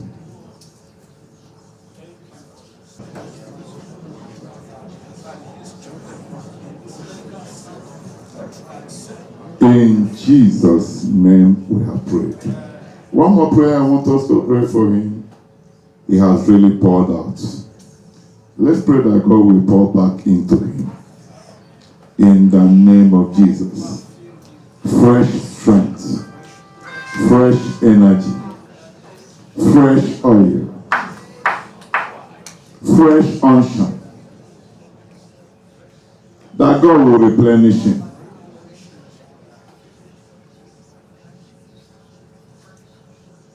That the God of heaven will look down on his life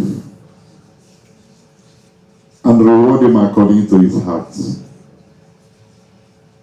In Jesus' name we have prayed.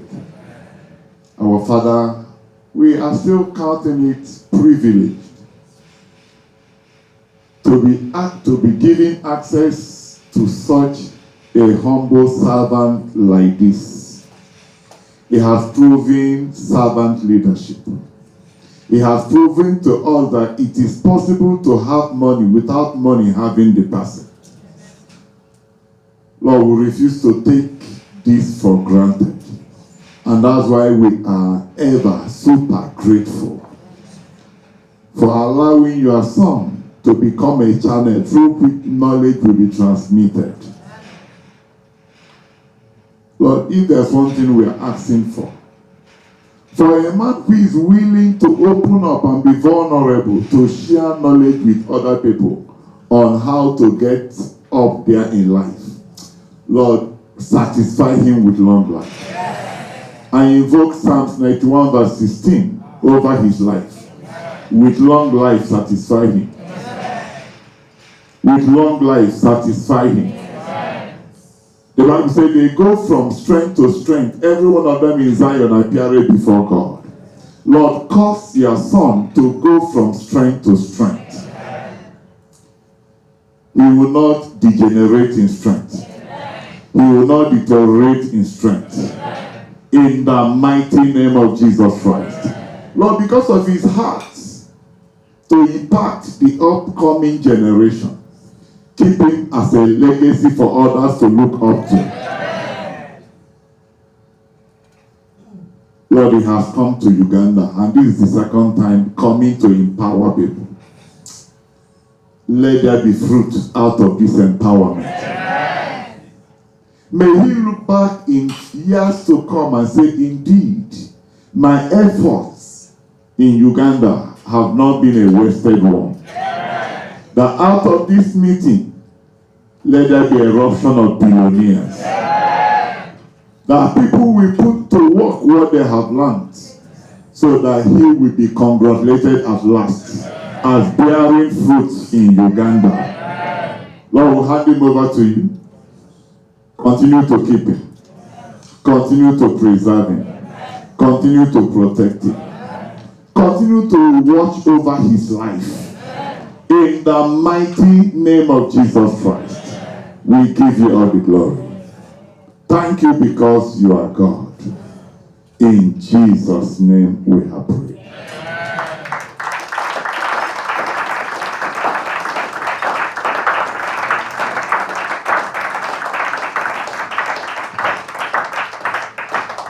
Hallelujah. So I think let's just give honor to whom honor is due. Let's allow him to take his exit. Maybe before he goes, the Nigerian ambassador may want to say one or two things. Brothers and sisters, good evening. It's most unfortunate that I came into this very little program very late. Dr. Cosmas, Dr. Cosmas is a household name in Nigeria. In fact, it's not only Nigeria, but it's a name that has gone beyond the frontiers of even our continent. From the way he has been talking, you all agree with me that he has crisscrossed the length and breadth of this planet we call Earth. I really like the way he talks. I have 3 children. Many a times I will ask my children to sit down and I'll be playing his video for them to do. Yes, so that some of these hardcore principles, laws that is putting across, they are not cheap. They are not. You know, these are things that you cultivate over time. And you must be a person of integrity, a person of value, a person of principle to really cultivate and build all that he has been teaching us today. Dr. Cosmas, I really want to thank you. We'll continue to be learning from you. And the convener of this very program, I want to also thank you most sincerely for all the effort. This is, as you think, the second time you having such a series. Yes, I think this will not be the last. It will be a continuous process. Yes, it will be a continuous process, and by the grace of God,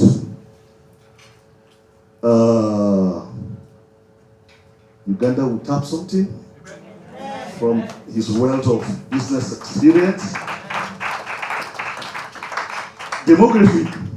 In fact, before I came here, I was having a conversation with a professor that paid me a courtesy call in the office, and I told him that the next frontier where activities will take place into this world will be Africa. That's right.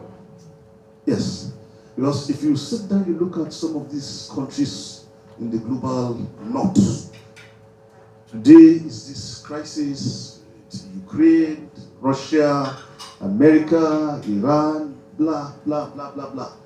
You know, at the end of the day, they will continue to consume themselves, but Africa will continue to remain intact. And at the end of the day, you see them coming back to Africa. I don't want to really bore you with too much talk. I thank everybody that has made it to this very place. And I pray and I hope that you've listened to today will germinate in the inside of you. Thank you very much.